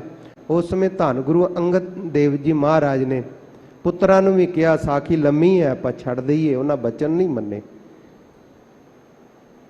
ਸਾਹਿਬ ਗੁਰੂ ਅਮਰਦਾਸ ਜੀ ਮਹਾਰਾਜ ਨੂੰ ਕਿਹਾ, ਪੁਰਖਾ ਤੁਸੀਂ ਜਾਓ, ਆ ਸਾਡੀ ਛਟੀ ਲੈ ਜਾਓ। ਉੱਥੇ ਜਾ ਕੇ ਨਗਰ ਵਸਾਇਆ, ਤੇ ਮਹਾਰਾਜ ਜੀ ਦਾ ਹੁਕਮ ਸੀ ਕਿ ਇਸ ਗੋਇੰਦੇ ਦੇ ਨਾਮ ਤੇ ਹੀ ਨਾਮ ਰੱਖਣਾ ਹੈ, ਗੋਇੰਦਵਾਲ ਰੱਖ ਦਿੱਤਾ। ਤੇ ਜਦੋਂ ਧੰਨ ਸਾਹਿਬ ਗੁਰੂ ਅੰਗਦ ਦੇਵ ਜੀ ਮਹਾਰਾਜ ਭਾਣਾ ਵਰਤਾ ਗਏ, ਸਮਾ ਗਏ ਸਾਹਿਬ ਗੁਰੂ ਅਮਰਦਾਸ ਜੀ ਮਹਾਰਾਜ ਦੇ ਵਿੱਚ, ਗੁਰਤਾ ਗੱਦੀ ਤੇ ਸੁਭਾਇਮਾਨ ਹੈ। ਗੋਇੰਦਾ ਸਰੀਰ ਛੱਡ ਗਿਆ ਹੈ, ਉਹਦਾ ਆਪਣਾ ਪੁੱਤਰ ਨਹੀਂ ਸੀ, ਪਾਲਕ ਪੁੱਤਰ ਸੀ, ਭਤੀਜਾ ਹੋਵੇ ਕੋਈ ਹੋਵੇ। ਉਹਨੇ ਝੂਠ ਬੋਲਿਆ, ਝੂਠ ਬੋਲ ਕੇ ਉਹਨੇ ਹਿੱਸਾ ਲੈਣਾ ਚਾਹਿਆ ਕਿ ਮੈਨੂੰ ਵੀ ਹਿੱਸਾ ਚਾਹੀਦਾ ਹੈ। ਉਹਦੀ ਜਿਹੜੀ ਘਟਨਾ ਸੀ, ਜਿਸ ਤਰ੍ਹਾਂ ਉਹ ਛਲ ਕਰਦਾ ਸੀ, ਜਿਸ ਤਰ੍ਹਾਂ ਉਹ ਕਪਟ ਕਰਦਾ ਸੀ, ਸਤਿਗੁਰਾਂ ਨੇ ਆਪਣੇ ਬਚਨਾਂ ਦੁਆਰਾ, ਧੰਨ ਸਾਹਿਬ ਗੁਰੂ ਰਾਮਦਾਸ ਸੱਚੇ ਪਾਤਸ਼ਾਹ ਜੀ ਨੇ ਗੌੜੀ ਕੀ ਵਾਰ ਦੇ ਵਿੱਚ ਵੀ ਬਖਸ਼ਾਂ ਕੀਤੀਆਂ। ਅੱਜ ਵਾਲਾ ਵੀ ਸ਼ਲੋਕ, ਉਹ ਜਿਹੜਾ ਗੋਇੰਦੇ ਦਾ ਭਤੀਜਾ ਸੀ ਨਾ, ਜਿਹੜਾ ਉਹਦਾ ਪਾਲਕ ਪੁੱਤਰ ਬਣਿਆ ਹੋਇਆ ਸੀ, ਉਹਦਾ ਪੁੱਤਰ ਹੀ ਉਹਨੂੰ ਕਹਿੰਦੇ ਸਨ, ਜਿਸ ਤਰ੍ਹਾਂ ਉਹ ਕਪਟ ਤੇ ਛਲ ਕਰਦਾ ਸੀ, ਸਾਹਿਬ ਗੁਰੂ ਰਾਮਦਾਸ ਸੱਚੇ ਪਾਤਸ਼ਾਹ ਜੀ ਨੇ ਉਸ ਸਮੇਂ ਦੀ ਸੰਗਤ ਨੂੰ ਪਾਵਨ ਬਚਨ ਉਚਾਰਨ ਕਰਕੇ ਸਮਝਾਇਆ ਹੈ। ਤੇ ਪਰਥਾਏ ਸਾਖੀ ਮਹਾਂਪੁਰਖ ਬੋਲਦੇ, ਸਾਂਝੀ ਸਗਲ ਜਹਾਨ ਹੈ। ਜਿਹੜਾ ਵੀ ਛਲ ਕਪਟ ਕਰੇਗਾ ਦੁਨੀਆ ਦੇ ਨਾਲ, ਭੋਲੀ ਦੁਨੀਆ ਨਾਲ, ਜਿਹੜਾ ਛਲ ਕਪਟ ਕਰੇਗਾ ਗੁਰੂ ਘਰ ਦੇ ਨਾਲ, ਤੇ ਗੁਰਮੁਖੋ ਉਹਦਾ ਲੋਕ ਵੀ ਜਾਂਦਾ ਹੈ ਤੇ ਪਰਲੋਕ ਵੀ ਜਾਂਦਾ ਹੈ। ਸਤਿਗੁਰੂ ਗੁਰੂ ਰਾਮਦਾਸ ਸੱਚੇ ਪਾਤਸ਼ਾਹ ਜੀ ਦੇ ਚਰਣੀ ਅਰਦਾਸ ਕਰੀਏ ਕਿ ਮਹਾਰਾਜ ਸਾਨੂੰ ਛਲ ਕਪਟ ਤੋਂ ਛਡਾ ਲਓ। ਕਰਦੇ ਆਪਾਂ ਵੀ ਆ, ਮੱਥਾ ਟੇਕਣ ਤੋਂ ਪਹਿਲਾਂ ਹੀ ਜੇਬ ਵਿੱਚ ਹੱਥ ਮਾਰ ਕੇ ਨਿੱਕੇ ਤੋਂ ਨਿੱਕਾ ਨੋਟ ਲੱਭਦੇ ਆ। ਸਾਡਾ ਛਲ ਕਪਟ ਵੇਖੋ ਕਿਹੋ ਜਿਹਾ। ਤੇ ਜੇ ਵੱਡਾ ਨੋਟ ਹੱਥ 'ਚ ਆ ਜੇ ਤੇ ਆਪਾਂ ਜੇਬ 'ਚ ਪਾ ਲੈਨੇ, ਤੇ ਜੇ ਗੋਲਕ 'ਚ ਪਾ ਦਈਏ ਫਿਰ ਆਖੀਦਾ ਵੱਡਾ ਨੋਟ ਅੱਜ ਮੈਂ ਮੱਥਾ ਟੇਕਿਆ। ਤੇ ਗੁਰੂ ਸਾਹਿਬ ਨਾਲ ਛਲ, ਗੁਰੂ ਸਾਹਿਬ ਜੀ ਦੇ ਚਰਨਾਂ ਵਿੱਚ ਤਾਂ ਸਾਰੀ ਸ੍ਰਿਸ਼ਟੀ, ਸਾਰੀ ਮਾਇਆ ਉਹਦੀ ਹੈ। ਅਸੀਂ ਕਹਿੰਦੇ ਵੀ ਆ ਮਾਇਆ ਵੱਧ ਤੋਂ ਵੱਧ ਸੇਵਾ ਕਰਾਂਗੇ ਤੇ ਸਾਡਾ ਭਲਾ ਹੋਣਾ ਬਹੁਤੀ ਮਿਲਣੀ ਹੈ। ਪਰ ਗੁਰੂ ਦਰ ਦੀ ਸੇਵਾ ਕਰਨ ਲੱਗੇ ਕਿੱਦਾਂ ਸਾਡਾ ਮਨ ਛਲ ਕਪਟ ਕਰਦਾ ਹੈ, ਆਪਾਂ ਸਾਰੇ ਹੀ ਜਾਣਦੇ ਹਾਂ।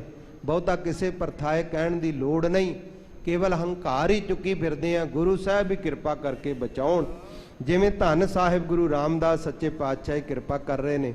ਆਓ ਸਾਧ ਸੰਗਤ ਜੀ ਸਰਵਣ ਕਰੀਏ, ਸਾਰੇ ਪਿਆਰ ਨਾਲ ਗੱਜ ਕੇ ਬੁਲਾਓ ਸਤਨਾਮ ਸ੍ਰੀ ਵਾਹਿਗੁਰੂ ਸਾਹਿਬ ਜੀ। ਸਤਨਾਮ ਸ੍ਰੀ ਵਾਹਿਗੁਰੂ ਸਾਹਿਬ ਜੀ। ਸਾਲੋਕ ਮਹੱਲਾ ਚੌਥਾ। ਚੌਥੇ ਪਾਤਸ਼ਾਹ ਸਾਹਿਬ ਸ੍ਰੀ ਗੁਰੂ ਰਾਮਦਾਸ ਸੱਚੇ ਪਾਤਸ਼ਾਹ ਜੀ ਸਾਡੇ ਤੇ ਮਿਹਰ ਕਰਦੇ ਆ, ਕਿਰਪਾ ਕਰਦੇ ਹਨ, ਜਿਨ੍ਹਾਂ ਦੀ ਮਹਿਮਾ ਵਡਿਆਈ ਕਹੀ ਨਹੀਂ ਜਾ ਸਕਦੀ। ਗੁਰੂ ਗ੍ਰੰਥ ਸਾਹਿਬ ਮਹਾਰਾਜ ਸੱਚੇ ਪਾਤਸ਼ਾਹ ਜੀ ਕਹਿੰਦੇ, ਭਾਈ ਸਾਡਾ ਜਿਹੜਾ ਚੌਥਾ ਸਰੂਪ ਸੀ ਨਾ, ਉਹ ਇਸ ਤਰ੍ਹਾਂ ਦਾ ਹੈ। ਧੰਨ ਧੰਨ ਰਾਮਦਾਸ ਗੁਰ ਜਿਨ ਸਿਰਿਆ ਤਿਨ ਸਵਾਰਿਆ। ਉਹ ਵਾਹਿਗੁਰੂ ਦਾ ਰੂਪ, ਐਸੇ ਉਹ ਸਰੂਪ ਸਾਹਿਬ ਗੁਰੂ ਰਾਮਦਾਸ ਜੀ ਕਿਰਪਾ ਕਰਦੇ ਹਨ। ਅੰਤਰ ਅਗਿਆਨ ਭਈ ਮਤ ਮਧਿਮ, ਸਤਿਗੁਰ ਕੀ ਪ੍ਰਤੀਤ ਨਾਹੀ। ਮਹਾਰਾਜ ਸਾਹਿਬ ਗੁਰੂ ਰਾਮਦਾਸ ਜੀ ਕਹਿੰਦੇ, ਭਾਈ ਜਿਨ੍ਹਾਂ ਦੀ ਮਤ ਮੱਧਮ ਥੋੜੀ ਹੋ ਜਾਂਦੀ ਹੈ, ਰਾਜਸੀ ਲਾਲਚਾਂ ਵਿੱਚ ਤਿੰਨ ਤਰ੍ਹਾਂ ਦੀ ਮਤ ਹੁੰਦੀ ਹੈ। ਇੱਕ ਉੱਤਮ ਮਤ ਹੁੰਦੀ ਹੈ, ਇੱਕ ਮੱਧਮ ਜਿਹਨੂੰ ਆਪਾਂ ਕਹਿ ਸਕਦੇ ਹਾਂ ਫਸਟ, ਸੈਕੰਡ ਤੇ ਥਰਡ।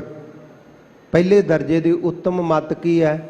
ਉੱਤਮ ਮਤ ਮੇਰੇ ਹਿਰਦੈ ਧੁਆਓ, ਧਿਆਵੋ ਗਾਵੋ ਗੁਣ ਗੋਬਿੰਦਾ, ਅਤ ਪ੍ਰੀਤਮ ਮੋਹਿ ਲਾਗੈ ਨਾਉ। ਇਹ ਉੱਤਮ ਮਤ ਹੈ। ਮੱਧਮ ਮਤ ਕੀ ਹੈ? ਜਿਹਦੇ ਵਿੱਚ ਰਾਜਸੀ ਫਾਇਦਾ, ਕੇਵਲ ਰਜੋਗੁਣ, ਝੂਠ ਬੋਲੋ, ਝੂਠ ਵਿਖਾਵੇ ਕਰੋ, ਜੋ ਮਰਜ਼ੀ ਕਰੋ, ਬਸ ਆਪਣੀ ਸਰਕਾਰ ਬਣ ਜਾਓ। ਮੱਧਮ ਮਤ। ਇਹ ਨਹੀਂ ਕਿ ਗੁਰੂ ਪਰਮਾਤਮਾ ਦੇ ਦਰ ਤੇ ਵੀ ਲੇਖਾ ਦੇਣਾ ਪਵੇਗਾ। ਸਾਧ ਸੰਗਤ ਜੀ, ਰਾਜਾ ਉਹ ਚੰਗਾ ਹੁੰਦਾ ਹੈ ਜਿਹੜਾ ਆਪਣੇ ਬੱਚਿਆਂ ਦੀ ਨਿਆਈ ਪ੍ਰਜਾ ਨੂੰ ਪਾਲੇ। ਜਿਹੜਾ ਆਪਣੇ ਬੱਚਿਆਂ ਦੀ ਨਿਆਈ ਪ੍ਰਜਾ ਨੂੰ ਨਹੀਂ ਸਮਝਦਾ, ਉਹ ਰਾਜਾ ਕਦੀ ਵੀ ਸਹੀ ਨਹੀਂ ਚੱਲ ਸਕੇਗਾ।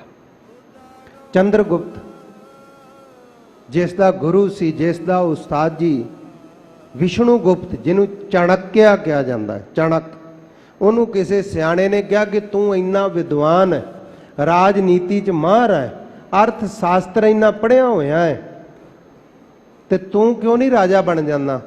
ਉਹ ਕਹਿੰਦਾ, ਭਰਾਵਾ ਅਸਲ 'ਚ ਮੈਂ ਗ੍ਰਸਤੀ ਨਹੀਂ ਹਾਂ, ਮੈਨੂੰ ਘਰਾਂ ਦੇ ਦੁੱਖ ਸੁੱਖ ਨਹੀਂ, ਲੋੜਾਂ ਦਾ ਨਹੀਂ ਪਤਾ। ਜੇ ਮੈਂ ਰਾਜਾ ਬਣ ਗਿਆ ਤਾਂ ਮੈਂ ਤੇ ਆਪਣੇ ਹਿਸਾਬ ਨਾਲ ਚਲਾਵਾਂਗਾ, ਤੇ ਜਿਹੜਾ ਗ੍ਰਸਤੀ ਹੋਵੇਗਾ, ਚੰਦਰਗੁਪਤ ਨੂੰ ਇਸੇ ਵਾਸਤੇ ਮੈਂ ਗ੍ਰਸਤੀ ਬਣਾਇਆ ਹੈ, ਇਹਨੂੰ ਘਰ ਦੀਆਂ ਲੋੜਾਂ ਦਾ ਪਤਾ ਹੈ। ਕਿਉਂਕਿ ਗ੍ਰਸਤੀ ਨੂੰ ਪਤਾ ਹੁੰਦਾ ਹੈ ਕਿ ਮੇਰੀ ਧੀ ਨੂੰ ਕੀ ਲੋੜ ਹੈ, ਮੇਰੀ ਘਰਵਾਲੀ ਨੂੰ ਕੀ ਲੋੜ ਹੈ, ਮੇਰੀ ਮਾਂ ਨੂੰ ਕੀ ਲੋੜ ਹੈ, ਮੇਰੇ ਪੁੱਤ ਨੂੰ, ਮੇਰੇ ਪਿਓ ਨੂੰ, ਸਾਰੀਆਂ ਲੋੜਾਂ ਦਾ ਪਤਾ ਹੁੰਦਾ। ਇਸ ਵਾਸਤੇ ਉਹ ਕਹਿੰਦਾ ਕਿ ਰਾਜਾ ਗ੍ਰਸਤੀ ਹੋਣਾ ਚਾਹੀਦਾ ਤੇ ਇਮਾਨਦਾਰ ਹੋਣਾ ਚਾਹੀਦਾ। ਤੇ ਜੇ ਗੁਰਮੁਖ ਇਮਾਨਦਾਰ ਨਹੀਂ ਹੋਏਗਾ ਤੇ ਫਿਰ ਵੀ ਸਹੀ ਢੰਗ ਨਾਲ ਨਹੀਂ ਚੱਲੇਗਾ। ਰਾਜਸੀ ਤੋਂ ਗੱਲ ਚੱਲੀ ਜਿਨ੍ਹਾਂ ਦੀ ਰਜੋਗੁਣੀ ਕੇਵਲ ਬਿਰਤੀ, ਆਪਣਾ ਨਫਾ ਸੋਚਣਾ, ਹੋਰ ਕੁਝ ਨਹੀਂ। ਤੇ ਐਸੇ ਜਿਹੜੇ ਨੇ ਉਹ ਮੱਧਮ ਮਤ ਵਾਲੇ ਆ, ਉਹਨਾਂ ਦੇ ਹਿਰਦੇ ਵਿੱਚ ਅਗਿਆਨਤਾ ਪ੍ਰਵੇਸ਼ ਕਰ ਜਾਂਦੀ ਹੈ। ਅਗਿਆਨ ਹੈ, ਤੇ ਅਗਿਆਨਤਾ ਜਦੋਂ ਆ ਜਾਂਦੀ ਹੈ ਥੋੜੀ ਮਤ ਕਰਕੇ, ਫਿਰ ਕੀ ਹੁੰਦਾ ਹੈ? ਸਤਿਗੁਰ ਕੀ ਪ੍ਰਤੀਤ ਨਹੀਂ। ਉਹਨਾਂ ਨੂੰ ਸਤਿਗੁਰਾਂ ਤੇ ਗੁਰੂ ਤੇ ਪਰਮਾਤਮਾ ਤੇ ਭਰੋਸਾ ਨਹੀਂ ਹੁੰਦਾ ਕਿ ਮੇਰੇ ਤੋਂ ਵੀ ਵੱਡਾ ਕੋਈ ਰਾਜਾ ਹੈ। ਇਹ ਇਕੱਲਾ ਰਾਜ ਪ੍ਰਬੰਧ ਸਰਕਾਰਾਂ ਦਾ ਨਹੀਂ ਜਾਣਨਾ, ਘਰ ਦੇ ਵਿੱਚ ਵੀ ਬੰਦਾ ਰਾਜਾ ਹੈ, ਬੀਬੀ ਰਾਣੀ ਹੈ। ਇਹ ਘਰ ਦੇ ਵਿੱਚ ਵੀ ਛੋਟੀ ਜਿਹੀ ਸਾਡੀ ਸਰਕਾਰ ਹੈ। ਤੇ ਮਹਾਰਾਜ ਸੱਚੇ ਪਾਤਸ਼ਾਹ ਜੀ ਕਹਿੰਦੇ ਭਰੋਸਾ ਨਹੀਂ ਰਹਿੰਦਾ ਗੁਰੂ ਤੇ ਜਦੋਂ ਗੁਰੂ ਤੇ ਭਰੋਸਾ ਨਾ ਰਵੇ ਸਾਧ ਸੰਗਤ ਜੀ, ਤੇ ਫਿਰ ਉਦੋਂ ਬੰਦਾ ਤਰ੍ਹਾਂ ਤਰ੍ਹਾਂ ਦੀਆਂ ਚਲਾਕੀਆਂ ਤੇ ਚਤਰਾਈਆਂ ਕਰਦਾ ਹੈ। ਅੱਜ ਸਾਡਾ ਦੁਖਾਂਤ ਹੈ ਕਿ ਧੰਨ ਸਾਹਿਬ ਗੁਰੂ ਗ੍ਰੰਥ ਸਾਹਿਬ ਜੀ ਮਹਾਰਾਜ ਜੀ ਗੁਰੂ ਨਾਨਕ ਦੇਵ ਜੀ ਮਹਾਰਾਜ ਦਾ ਹੀ ਸਰੂਪ ਨੇ। ਇਹਨਾਂ ਵਿੱਚ ਉਹੋ ਹੀ ਸ਼ਕਤੀਆਂ ਤੇ ਬਖਸ਼ਾਂ ਨੇ। ਇਹ ਕਿਸੇ ਵਿਰਲੇ ਨੂੰ ਭਰੋਸਾ ਹੈ। ਆਪਣੇ ਮਨਾਂ 'ਚ ਝਾਤੀ ਮਾਰ ਕੇ ਵੇਖੋ ਕਿਹਨੂੰ ਭਰੋਸਾ। ਜਦੋਂ ਅਸੀਂ ਇਹ ਅੱਖਰ ਵਰਤਦੇ ਹਾਂ ਗੁਰੂ ਸਾਹਿਬ ਜੀ ਦੇ ਦਰ ਘਰ ਦੇ ਸੇਵਕਾਂ ਨੇ ਜਦੋਂ ਹੁਣ ਅਰਦਾਸ ਕਰਨੀ ਕਥਾ ਦੀ ਸਮਾਪਤੀ ਤੇ ਇਹੋ ਹੀ ਬਚਨ ਕਹਿਣੇ ਆ ਨਾ ਕਿ ਦਸਾਂ ਪਾਤਸ਼ਾਹੀਆਂ ਦੀ ਆਤਮਿਕ ਜੋਤ, ਗੁਰਤਾ ਗੱਦੀ ਦੇ ਮਾਲਿਕ, ਚਵਰ ਛਤਰ ਤਖਤ ਦੇ ਮਾਲਕ। ਤੇ ਜੇ ਆਤਮਿਕ ਜੋਤ ਉਹੀ ਹੈ ਜਿਹੜੀ ਸਾਹਿਬ ਗੁਰੂ ਗੋਬਿੰਦ ਸਿੰਘ ਜੀ ਮਹਾਰਾਜ ਵਿੱਚ, ਆਤਮਿਕ ਜੋਤ ਇਸ ਗੁਰਬਾਣੀ ਦੇ ਵਿੱਚ, ਧੰਨ ਗੁਰੂ ਗ੍ਰੰਥ ਸਾਹਿਬ ਜੀ ਮਹਾਰਾਜ ਵਿੱਚ ਉਹੀ ਹੈ ਜੋ ਧੰਨ ਸਾਹਿਬ ਗੁਰੂ ਨਾਨਕ ਦੇਵ ਜੀ ਮਹਾਰਾਜ ਵਿੱਚ ਹੈ, ਤੇ ਫਿਰ ਸ਼ਕਤੀਆਂ ਕਿਵੇਂ ਘੱਟ ਹੋਈਆਂ? ਸ਼ਕਤੀਆਂ ਜੋਤ ਵਿੱਚ ਹੁੰਦੀਆਂ, ਆਤਮਿਕ ਤਾਕਤ ਵਿੱਚ ਹੁੰਦੀਆਂ, ਨਾ ਕਿ ਸਰੀਰ ਦੇ ਵਿੱਚ। ਸਰੀਰ ਤੇ ਉਹੀ ਹੈ, ਜਦੋਂ ਵਿੱਚੋਂ ਰੂਹ ਨਿਕਲ ਜਾਂਦੀ ਹੈ ਤੇ ਮੁਰਦਾ ਪਿਆ ਹੁੰਦਾ, ਤੇ ਜੋਤ ਰੱਖੀ ਜਾਂਦੀ ਹੈ। ਸਾਹਿਬ ਗੁਰੂ ਰਾਮਦਾਸ ਸੱਚੇ ਪਾਤਸ਼ਾਹ ਜੀ ਦੀ ਮਹਿਮਾ ਵਿੱਚ ਬਚਨ ਨੇ, ਰਾਮਦਾਸ ਗੁਰੂ ਜਗ ਤਾਰਨ ਕਉ ਗੁਰਜੋਤ ਅਰਜੁਨ ਮਾਹੇ ਧਰੀ, ਕਿ ਜਿਹੜੀ ਗੁਰੂ ਜੋਤ ਹੈ ਧੰਨ ਗੁਰੂ ਗ੍ਰੰਥ ਸਾਹਿਬ ਜੀ ਮਹਾਰਾਜ ਵਿੱਚ ਜੋ ਮੈਂ ਕਹਿ ਰਿਹਾ ਨਾ, ਉਹ ਧੰਨ ਗੁਰੂ ਸਾਹਿਬ ਗੁਰੂ ਰਾਮਦਾਸ ਜੀ ਦੀ ਮਹਿਮਾ ਵਿੱਚ ਗੁਰੂ ਗ੍ਰੰਥ ਸਾਹਿਬ ਜੀ ਕਹਿੰਦੇ ਨੇ, ਸਾਹਿਬ ਗੁਰੂ ਰਾਮਦਾਸ ਸੱਚੇ ਪਾਤਸ਼ਾਹ ਜੀ ਨੇ ਸ੍ਰਿਸ਼ਟੀ ਦਾ ਉਧਾਰ ਕਰਨ ਵਾਸਤੇ ਗੁਰੂ ਜੋਤ ਜਿਹੜੀ ਪਦਵੀ ਹੈ ਬਖਸ਼ਿਸ਼ਾਂ ਨੇ, ਜੋ ਨਿਰੰਕਾਰੀ ਜੋਤ ਧੰਨ ਗੁਰੂ ਨਾਨਕ ਦੇਵ ਜੀ ਮਹਾਰਾਜ ਨੇ, ਉਹ ਸਾਹਿਬ ਸ੍ਰੀ ਗੁਰੂ ਅਰਜਨ ਦੇਵ ਜੀ ਮਹਾਰਾਜ ਦੇ ਸਰੀਰ ਵਿੱਚ ਹੁਣ ਪ੍ਰਵੇਸ਼ ਕਰ ਗਈ, ਉਹਨਾਂ ਵਿੱਚ ਰੱਖ ਦਿੱਤੀ। ਤੇ ਉਹੋ ਹੀ ਜੋਤ ਸਾਹਿਬ ਗੁਰੂ ਗੋਬਿੰਦ ਸਿੰਘ ਜੀ ਮਹਾਰਾਜ ਨੇ ਇਹਨਾਂ ਵਿੱਚ ਰੱਖੀ। ਨਾਲ ਬਚਨ ਕਿਹਾ, ਆਗਿਆ ਭਈ ਅਕਾਲ ਕੀ ਤਬੀ ਚਲਾਇਓ ਪੰਥ, ਸਭ ਸਿੱਖਣ ਕੋ ਹੁਕਮ ਹੈ ਗੁਰੂ ਮਾਨਿਓ ਗ੍ਰੰਥ। ਗੁਰੂ ਗ੍ਰੰਥ ਜੀ ਮਾਨਿਓ ਪ੍ਰਗਟ ਗੁਰਾਂ ਕੀ ਦੇਹ, ਜੋ ਪ੍ਰਭ ਕੋ ਮਿਲਿਓ ਚਾਹੈ ਖੋਜ ਸ਼ਬਦ ਮਿਲੇ। ਇਹ ਧੰਨ ਸਾਹਿਬ ਗੁਰੂ ਗੋਬਿੰਦ ਸਿੰਘ ਜੀ ਮਹਾਰਾਜ ਨੇ ਬਚਨ ਕਹੇ। ਭਾਈ ਹਰ ਸਿੰਘ ਜੀ ਨੇ ਲਿਖੇ ਹੈ, ਉਹਨਾਂ ਦੇ ਡਾਇਰੀ ਲਿਖਣ ਵਾਲੇ ਸਨ, ਜਿਹੜੇ ਪੰਜਾਂ ਸਿੰਘਾਂ ਵਿੱਚ ਸਨ ਜਦੋਂ ਗੁਰਤਾ ਗੱਦੀ ਬਖਸ਼ਿਸ਼ ਕੀਤੀ ਹੈ। ਉਹਨਾਂ ਨੂੰ ਹੀ ਪੜ੍ਹ ਕੇ ਬਚਨਾਂ ਨੂੰ, ਤੇ ਭਾਈ ਸੁਮੇਰ ਸਿੰਘ ਜੀ ਪਟਨਾ ਸਾਹਿਬ ਵਾਲੇ ਜਿਹੜੇ ਗ੍ਰੰਥੀ ਹੋਏ ਆ, ਜੋ ਸਿੰਘ ਸਾਹਿਬ ਹੋਏ, ਉਹਨਾਂ ਨੇ ਲਿਖਿਆ ਗ੍ਰੰਥ, ਜੋ ਉਹਦੇ ਵਿੱਚ ਉਤੋਂ ਹੀ ਗਿਆਨੀ ਗਿਆਨ ਸਿੰਘ ਨੇ ਲਿਖਿਆ। ਉਸੇ ਹੀ ਪੋਥੀ ਤੋਂ ਉਤੋਂ ਪੜ੍ਹ ਕੇ ਸੰਤ ਗਿਆਨੀ ਗੁਰਬਚਨ ਸਿੰਘ ਖਾਲਸਾ ਜੀ ਨੇ ਜੋ ਗੁਰਬਾਣੀ ਪਾਠ ਦਰਸ਼ਨ ਹੈ ਜਾਂ ਗੁਰਬਾਣੀ ਪਾਠ ਦਰਪਣ ਵੀ ਕਹਿੰਦੇ ਆ, ਉਹਦੇ ਵਿੱਚ ਜਿਹੜੇ ਬਚਨ ਟਕਸਾਲ ਵੱਲੋਂ ਛਪਾਈ, ਉਹਦੇ ਵਿੱਚ ਉਹ ਭਾਈ ਹਰ ਸਿੰਘ ਦੀ ਡਾਇਰੀ ਵਿੱਚੋਂ ਦੇਖ ਕੇ ਲਿਖੇ ਹੈ। ਇਹ ਮੈਂ ਤਾਂ ਥੋੜੇ ਵਿਸਥਾਰ ਨਾਲ ਕਿਹਾ ਕਿਉਂਕਿ ਸਾਡੇ ਵਿੱਚ ਭਰਮ ਪਾਉਣ ਵਾਲੇ ਕਹਿੰਦੇ ਤੇ ਗਿਆਨੀ ਗਿਆਨ ਸਿੰਘ ਨੇ ਲਿਖਿਆ। ਗਿਆਨੀ ਗਿਆਨ ਸਿੰਘ ਨੂੰ ਕਿੱਥੋਂ ਲਿਖ ਦਿੱਤੇ? ਭਾਈ ਸੁਮੇਰ ਸਿੰਘ ਜੀ ਨੇ ਕਿੱਥੋਂ ਲਿਖਤੇ? ਕੋਈ ਪੜ੍ਹ ਕੇ ਤੇ ਆਪਣੀ ਕਵਿਤਾ ਬਣਾ ਸਕਦਾ ਹੈ, ਉਸ ਸਿਧਾਂਤ ਨੂੰ ਵਿੱਚ ਰੱਖਦਾ ਹੋਇਆ। ਅੱਖਰਾਂ ਦਾ ਹੇਰ ਫੇਰ ਹੋ ਸਕਦਾ ਹੈ, ਪਰ ਗੁਰਮੁਖੋ ਕਿਤੋਂ ਪੜ੍ਹਿਆ ਹੋਏਗਾ ਤਾਂ ਹੀ ਲਿਖੇ ਹੈ ਨਾ। ਇਹ ਕੰਮ ਕਦੋਂ ਸ਼ੁਰੂ ਹੋਇਆ? 20 ਅਗਸਤ 1782 ਈਸਵੀ ਦੇ ਵਿੱਚ ਜੇਮਸ ਬਰਾਊਨ ਦੀ ਅਗਵਾਈ ਦੇ ਵਿੱਚ ਲਾਰਡਨ ਹੈਗਸਟਨ ਜਿਹੜਾ ਸੀ, ਉਹਨੇ ਕਮੇਟੀ ਬਣਾਈ ਸੀ ਕਿ ਸਿੱਖਾਂ ਦੀ ਤਾਕਤ ਕਿੱਥੋਂ ਮਿਲਦੀ ਹੈ। ਜਦੋਂ ਪਹਿਲੀ ਵਾਰ ਦਿੱਲੀ ਜਿੱਤੀ ਹੈ, ਪਹਿਲੀ ਵਾਰ ਦਿੱਲੀ ਜਦੋਂ ਫਤਿਹ ਕੀਤੀ, ਉਹਨਾਂ ਨੂੰ ਇਹ ਸੀ ਕਿ ਮਰਾਠੇ ਮਾਰੇ ਗਏ, ਅਹਿਮਦ ਸ਼ਾਹ ਅਬਦਾਲੀ ਨੇ ਮਾਰ ਦਿੱਤੇ, ਮੁਗਲ ਮਾਰ ਦਿੱਤੇ ਮਰਾਠਿਆਂ ਨੇ, ਹੁਣ ਤੇ ਸਾਡਾ ਹੀ ਰਾਗ ਭਾਜ ਹੈ। ਕਲਕੱਤੇ ਵਿੱਚ ਬੈਠੇ ਹੋਏ ਲਾਰਡ ਕਲਾਈਵ ਵਰਗੇ ਬੰਦੇ ਜਿਹੜੇ ਸੀ ਉਹ ਇਹ ਸੋਚਦੇ ਸੀ, ਤੇ ਜਦੋਂ ਗੁਰਸਿੱਖਾਂ ਨੇ ਇਧਰੋਂ ਹਮਲਾ ਕਰਕੇ ਤੇ ਜਿੱਤ ਲਿਆ ਦਿੱਲੀ ਨੂੰ, ਤੇ ਇੱਕਦਮ ਹੈਰਾਨ ਹੋ ਕੇ ਤੇ ਫਿਰ ਉਹਨਾਂ ਨੇ ਖੋਜ ਸ਼ੁਰੂ ਕੀਤੀ। ਉਦੋਂ ਜੇਮਸ ਬਰਾਊਨ ਦੀ ਅਗਵਾਈ ਦੇ ਵਿੱਚ ਕਮੇਟੀ ਬਣੀ ਹੈ ਕਿ ਇਹਨਾਂ ਦੀ ਰਾਜਸੀ ਤਾਕਤ ਕੀ ਹੈ, ਇਹ ਰਾਜਸੀ ਤਾਕਤ, ਇਹ ਸ਼ਕਤੀ ਕਿੱਥੋਂ ਪ੍ਰਾਪਤ ਕਰਦੇ ਆ, ਇਹਨਾਂ ਦੇ ਮਿਸਲਾਂ ਦੇ ਆਪਸੀ ਸੰਬੰਧ ਕੀ ਹੈ, ਪ੍ਰੇਮ ਕਿੰਨਾ ਕੁ, ਤੇ ਤੋੜੇ ਕਿੱਦਾਂ ਜਾ ਸਕਦੇ ਆ। ਫਿਰ ਉਦੋਂ ਧੰਨ ਗੁਰੂ ਗ੍ਰੰਥ ਸਾਹਿਬ ਜੀ ਮਹਾਰਾਜ ਜੀ ਦੀ ਬਾਣੀ ਤੇ ਸ਼ੰਕੇ ਪਾਉਣੇ ਸ਼ੁਰੂ ਕੀਤੇ, ਸਤਿਗੁਰਾਂ ਦੇ ਪਾਵਨ ਦਰਬਾਰ ਤੇ ਸ਼ੰਕੇ ਪਾਉਣੇ ਸ਼ੁਰੂ ਕੀਤੇ। ਉੱਥੋਂ ਕੰਮ ਸ਼ੁਰੂ ਹੋਇਆ ਗੁਰਮੁਖੋ। ਇਹ ਵੀ ਇੱਕ ਯੁੱਧ ਹੁੰਦਾ ਹੈ, ਇਹਨੂੰ ਕਹਿੰਦੇ ਕੂਟਨੀਤਕ ਯੁੱਧ। ਇੱਕ ਹੁੰਦਾ ਪ੍ਰਕਾਸ਼ ਯੁੱਧ, ਜਿਹਨੂੰ ਮਰਦਾਂ ਵਾਲੀ ਜੰਗ ਕਹਿੰਦੇ, ਪ੍ਰੇਰ ਕੇ ਕਿ ਫਲਾਣੇ ਥਾਂ ਤੇ ਆ ਜਾਓ, ਜਿੰਨੇ ਮਰਜੀ ਅਸੀਂ ਵੀ ਆ ਜਾਾਂਗੇ, ਜੰਗ ਕਰ ਲੈਨੇ। ਦੂਸਰਾ ਹੁੰਦਾ ਰਾਜਨੀਤਕ, ਕਹਿਣਾ ਹਮਲਾ ਕਰਨ ਲਈ ਕਿਤੇ ਤੇ ਕਰਨਾ ਕਿਤੇ। ਤੇ ਕੂਟਨੀਤਕ ਹੁੰਦਾ ਹੈ ਜ਼ਹਿਰ ਦੇ ਕੇ ਮਾਰਨਾ ਜਾਂ ਅੰਦਰੋਂ ਅੰਦਰੀ ਬਰਬਾਦ ਕਰ ਦੇਣਾ। ਇਹ ਤਿੰਨ ਤਰ੍ਹਾਂ ਦੇ ਜੰਗ ਹੁੰਦੇ। ਤੇ ਸਾਧ ਸੰਗਤ ਜੀ, ਭਰੋਸਾ ਨਹੀਂ ਸਾਡੇ ਚ ਰਿਹਾ। ਇੰਨੀਆਂ ਨਫ਼ਰਤਾਂ ਇੰਨੇ ਜ਼ਿਆਦੇ ਮਨ ਆਈਆਂ ਤੇ ਆ ਗਏ ਆ ਕਿ ਕੀ ਕਹੀਏ। ਸਤਿਗੁਰੂ ਸਾਹਿਬ ਗੁਰੂ ਗ੍ਰੰਥ ਸਾਹਿਬ ਜੀ ਦੇ, ਗੁਰੂ ਰਾਮਦਾਸ ਮਹਾਰਾਜ ਸੱਚੇ ਪਾਤਸ਼ਾਹ ਜੀ ਦੇ ਚਰਣੀ ਅਰਦਾਸ ਕਰੋ ਕਿ ਮਹਾਰਾਜ ਪੰਥ ਨੂੰ ਏਕਤਾ ਤੇ ਚੜ੍ਹਦੀ ਕਲਾ ਬਖਸ਼ਿਸ਼ ਕਰਨ। ਸਾਰਿਆਂ ਨੂੰ ਅੰਦਰੋਂ ਸ਼ੰਕਾ ਕੱਢ ਦੇਣ ਮਰਿਆਦਾ ਤੇ ਆਪਣੀ ਬਾਣੀ ਤੇ।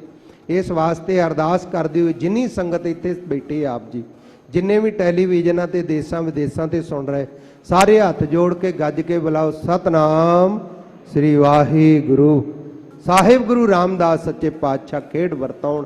ਭਾਈ ਮੱਤ ਥੋੜੀ ਹੋ ਗਈ, ਫਿਰ ਅੰਦਰ ਅਗਿਆਨਤਾ ਛਾ ਗਈ ਇੰਨੀ ਜ਼ਿਆਦਾ ਕਿ ਗੁਰੂ ਤੇ ਆਪਣੇ ਤੇ ਵੀ ਭਰੋਸਾ ਨਾ ਰਿਹਾ।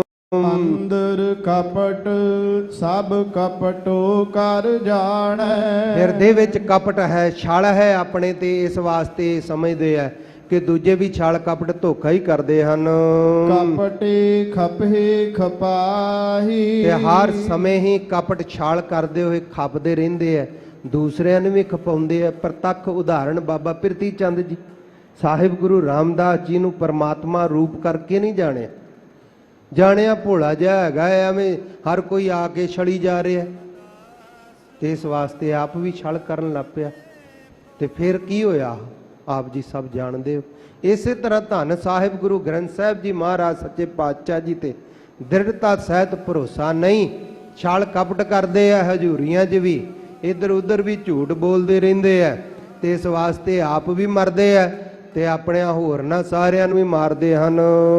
ਸਤਿਗੁਰ ਕਾ ਭਾਣਾ ਚਿਤ ਨਾ ਆਵੈ, ਆਪਣਾ ਸੁਆਏ ਫਿਰਾਹੀ। ਆਪਣੇ ਸਵਾਰਥ ਦੇ ਵਿੱਚ ਹੀ ਤੁਰੇ ਫਿਰਦੇ ਆ। ਜੋ ਸਤਿਗੁਰਾਂ ਦਾ ਭਾਣਾ ਬਚਨ ਹੈ, ਹੁਕਮ ਹੈ, ਉਹ ਚਿੱਤ 'ਚ ਨਹੀਂ ਆਉਂਦਾ। ਸਾਧ ਸੰਗਤ ਜੀ, ਅੱਖਾਂ 'ਚੋਂ ਹੰਝੂ ਵਗ ਰਹੇ ਨੇ, ਗੁਰਸਿੱਖਾਂ ਕੋਲੋਂ ਦੇਖਿਆ ਨਹੀਂ ਜਾਂਦਾ। ਪਰ ਧੰਨ ਸਾਹਿਬ ਗੁਰੂ ਅਰਜਨ ਦੇਵ ਜੀ ਮਹਾਰਾਜ ਕਹਿੰਦੇ, ਗੁਰਸਿੱਖੋ ਅੱਖਾਂ ਖੋਲ ਕੇ ਦੇਖੋ, ਸਾਰੀ ਸ੍ਰਿਸ਼ਟੀ ਨੂੰ ਹਰਨ ਭਰਨ ਜਾ ਕਾ ਨੇਤਰ ਫੋਰ। ਐਸੀ ਤਾਕਤ ਹੋਣ ਦੇ ਬਾਵਜੂਦ ਵੀ ਕਿਵੇਂ ਵਾਹਿਗੁਰੂ ਦਾ ਭਾਣਾ ਮੰਨਣਾ, ਅਜਰਨ ਨੂੰ ਜਰਨਾ। ਜਿਵੇਂ ਧੰਨ ਗੁਰੂ ਗ੍ਰੰਥ ਸਾਹਿਬ ਜੀ ਮਹਾਰਾਜ ਨੂੰ ਸਾਡੇ ਸਾਹਮਣੇ ਕੋਈ ਅੱਗ ਲਾਉਣ ਲੱਗਾ ਹੋਵੇ ਤੇ ਮਹਾਰਾਜ ਕਹਿਣ, ਗੁਰਸਿੱਖਾ ਦੇਖ, ਮੈਂ ਇਹਨਾਂ ਦੁਸ਼ਟਾਂ ਦੀਆਂ ਪੀੜ੍ਹੀਆਂ ਕਿੱਦਾਂ ਨਾਸ ਕਰਨੀਆਂ। ਹੁਣ ਸਾਰਾ ਇਹਨਾਂ ਦਾ ਕੁਛ ਬਰਬਾਦ ਕਰ ਦੇਣੇ, ਜਿੰਨੇ ਪੁੰਨ ਨੇ, ਜਿੰਨੀ ਨੇ ਭਗਤੀ ਕਰ ਕਰਕੇ ਵਰ ਲਏ, ਸਭ ਨਾਸ ਕਰ ਦੇਣੇ, ਤੁਹਾਡੇ ਕੋਲੋਂ ਨਹੀਂ ਹੋਣੇ। ਹੁਣ ਧੰਨ ਸਾਹਿਬ ਗੁਰੂ ਅਰਜਨ ਦੇਵ ਜੀ ਮਹਾਰਾਜ ਨੇ ਇਸੇ ਤਰ੍ਹਾਂ ਕੀਤਾ। ਧੰਨ ਸਾਹਿਬ ਗੁਰੂ ਤੇਗ ਬਹਾਦਰ ਸਾਹਿਬ ਸੱਚੇ ਪਾਤਸ਼ਾਹ ਜੀ ਨੇ ਜਾਣ ਬੁੱਝ ਕੇ ਆਪ ਗਏ ਹੈ ਨਾ, ਗੁਰਸਿੱਖੋ ਅਸੀਂ ਸੀਸ ਦਵਾਂਗੇ, ਇਹਨਾਂ ਦੀਆਂ ਪੀੜ੍ਹੀਆਂ ਬਰਬਾਦ ਹੋ ਜਾਣਗੀਆਂ। ਅੱਜ ਕਿੱਥੇ ਨੇ ਔਰੰਗਜ਼ੇਬ? ਅੱਜ ਕਿੱਥੇ ਹੈ ਔਰੰਗਜ਼ੇਬ ਦੇ ਹੁਕਮ ਵਿੱਚ ਸਤਿਗੁਰਾਂ ਨੂੰ ਤਸੀਹੇ ਦੇਣ ਵਾਲੇ ਤੇ ਸ਼ਹੀਦ ਕਰਨ ਵਾਲੇ, ਬੇਦਬੀਆਂ ਕਰਨ ਵਾਲੇ? ਗੁਰਮੁਖੋ, ਸਤਿਗੁਰਾਂ ਦੀ ਬੇਦਬੀ, ਗੁਰ ਹੈ ਅਵਗਿਆ ਘਾਤ।